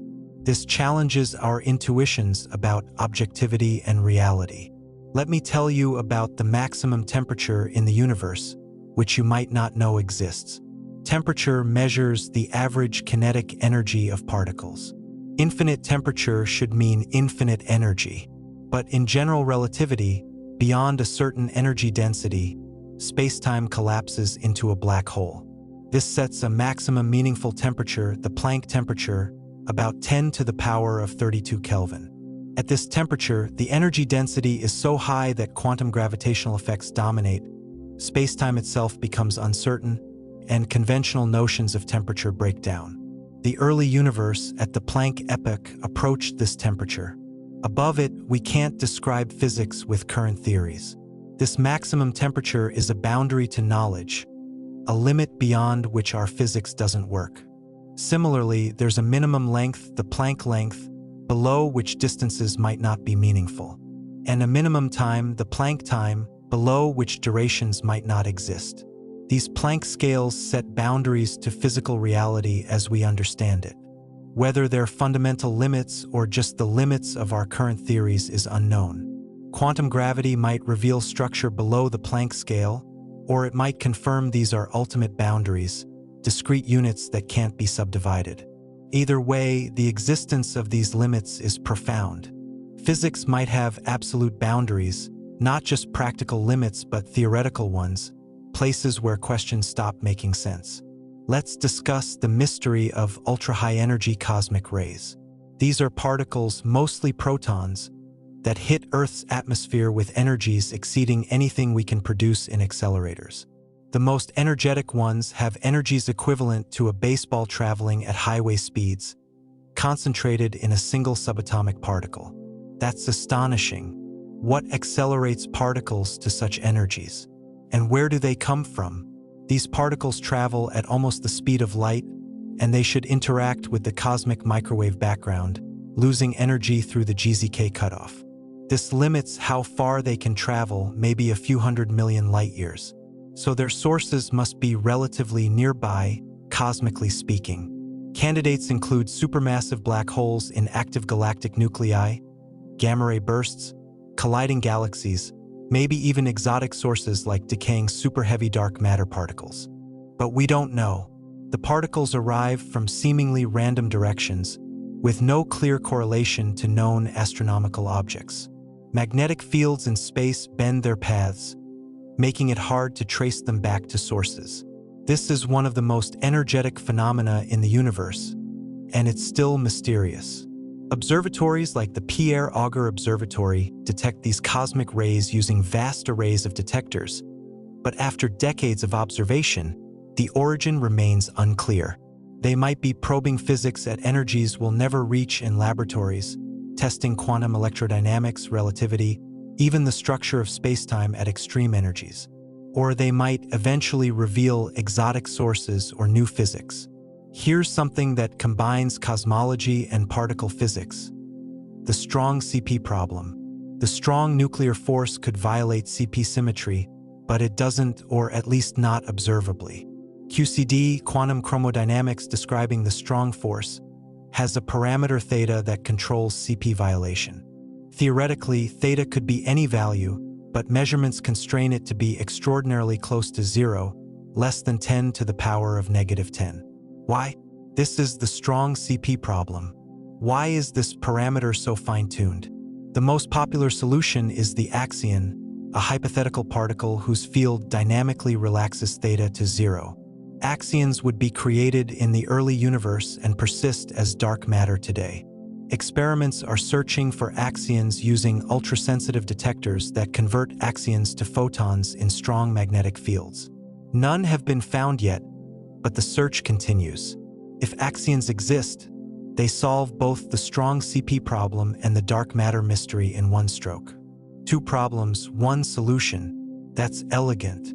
But if axions don't exist, we need another explanation for why theta is so small. Maybe it's anthropic, maybe theta must be small for stable matter. Maybe there's a symmetry we haven't discovered. The strong CP problem is another example of a parameter that seems unnaturally tuned, demanding explanation. Let me tell you about the Loschmidt paradox, which questions how irreversibility arises from reversible laws. Microscopic physics is time reversible. You can run any physical process backward and get a valid process. But macroscopic phenomena are irreversible. Entropy increases. Time has an arrow. Eggs break but don't spontaneously reassemble.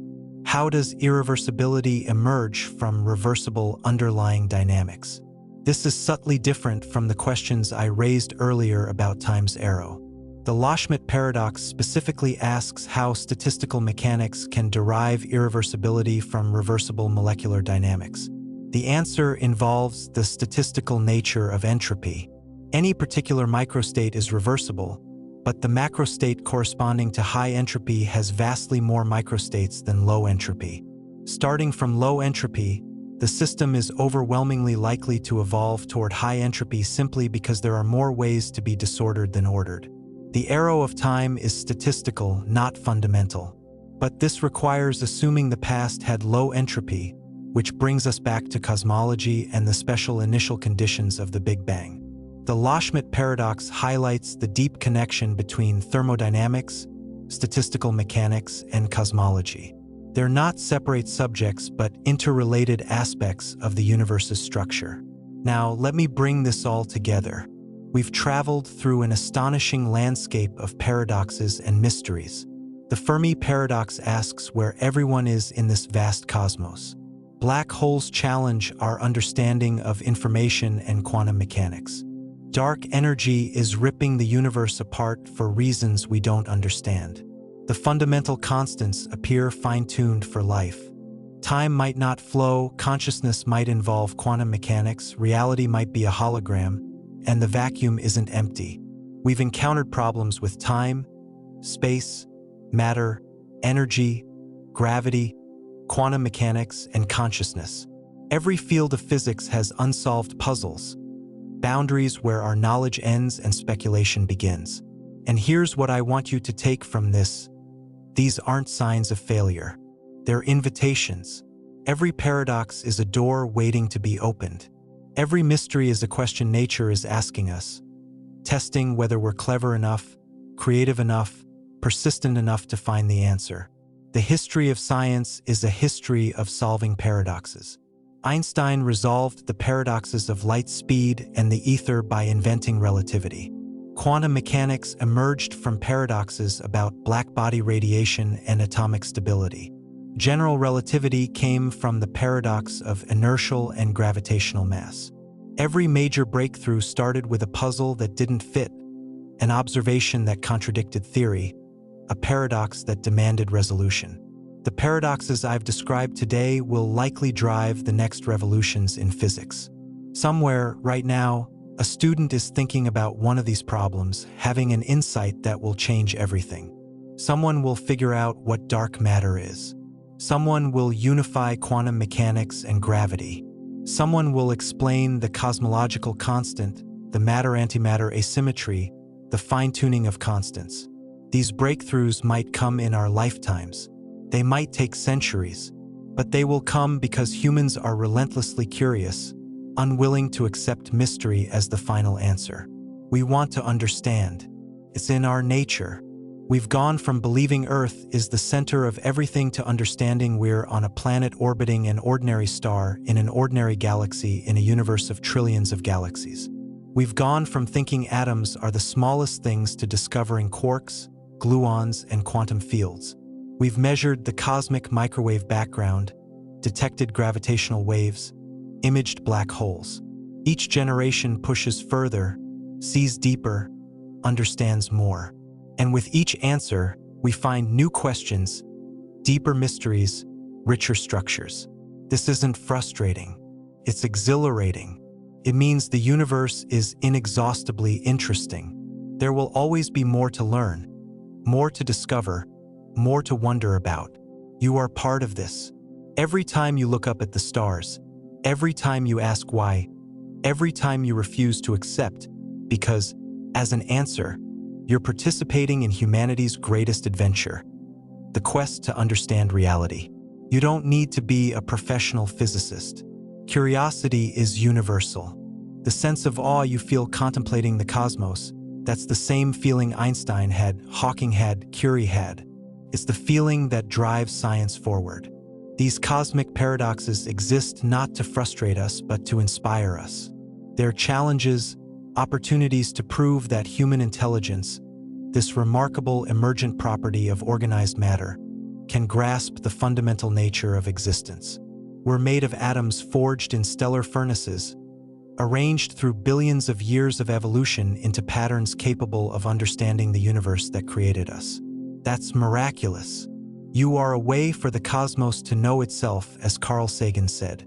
Your thoughts about these paradoxes are the universe thinking about itself, questioning itself, trying to understand its own nature. That's not just poetic. It's literally true. The atoms in your brain were created in stars. The energy powering your thoughts comes ultimately from nuclear fusion in the sun. The physical laws governing your neural activity are the same laws governing galaxies. You're not separate from the universe, observing it from outside. You're a part of it, an expression of it, a localized region where the universe has become conscious and curious. So when you encounter these paradoxes, when you feel that vertigo of not understanding, embrace it. That feeling is precious. It's the edge of knowledge, the frontier where everything interesting happens. The answers will come. They always do, even if they take generations. And when they come, they'll reveal a universe even stranger, even more beautiful, even more awe-inspiring than we imagined. Because that's what always happens. Every time we solve a mystery, reality becomes more, not less, profound. When we discovered atoms weren't solid spheres but mostly empty space with quantum electron clouds, matter became more mysterious, not less. When we discovered the universe is expanding from a Big Bang, cosmic history became more epic. When we discovered DNA, life became more intricate. Knowledge doesn't diminish wonder, it amplifies it. The more we understand, the more there is to appreciate, to marvel at, to be humbled by. These cosmic paradoxes that keep scientists awake at night, they should keep all of us awake, not with anxiety but with excitement. We live in an age where we can ask these questions and have hope of answering them. We have the telescopes, the detectors, the accelerators, the mathematical tools, the theoretical frameworks. We're on the verge of breakthroughs in quantum gravity, dark matter detection, perhaps even finding life beyond Earth. The next few decades could revolutionize our understanding of reality as much as the 20th century did. And you get to witness it. You get to be here, now, at this moment in cosmic history when an intelligent species on a small planet is reaching out into the universe, physically and intellectually, trying to comprehend everything. That's extraordinary. Don't take it for granted. Stay curious. Keep asking why. Keep looking up at the night sky and wondering what's out there, how it works, what it means. Those questions connect you to the deepest patterns in nature, to the fundamental structure of existence, to the greatest intellectual adventure in human history. The paradoxes are many, the mysteries are profound, the universe is strange beyond imagination. But we're here, we're thinking about it, we're making progress, and that, more than anything, gives me hope. Hope that we'll solve these paradoxes, unlock these mysteries, understand the strange and beautiful universe we find ourselves in. The cosmos has kept its secrets for billions of years, but we're learning to ask the right questions. And eventually, the universe answers. It always does. You just have to be patient, persistent, and brave enough to accept that the answers might be stranger than the questions. Because in the end, reality doesn't care about our intuitions or our comfort. It simply is what it is, operating according to laws that are deep, subtle, and more magnificent than we ever dared imagine. These paradoxes aren't problems. They're promises. Promises of discoveries yet to come, understanding yet to be achieved, wonders yet to be revealed. Sleep well tonight, knowing that somewhere, a scientist is awake, thinking about these mysteries, inching closer to answers.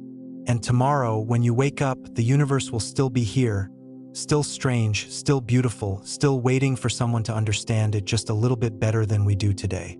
That someone could be you.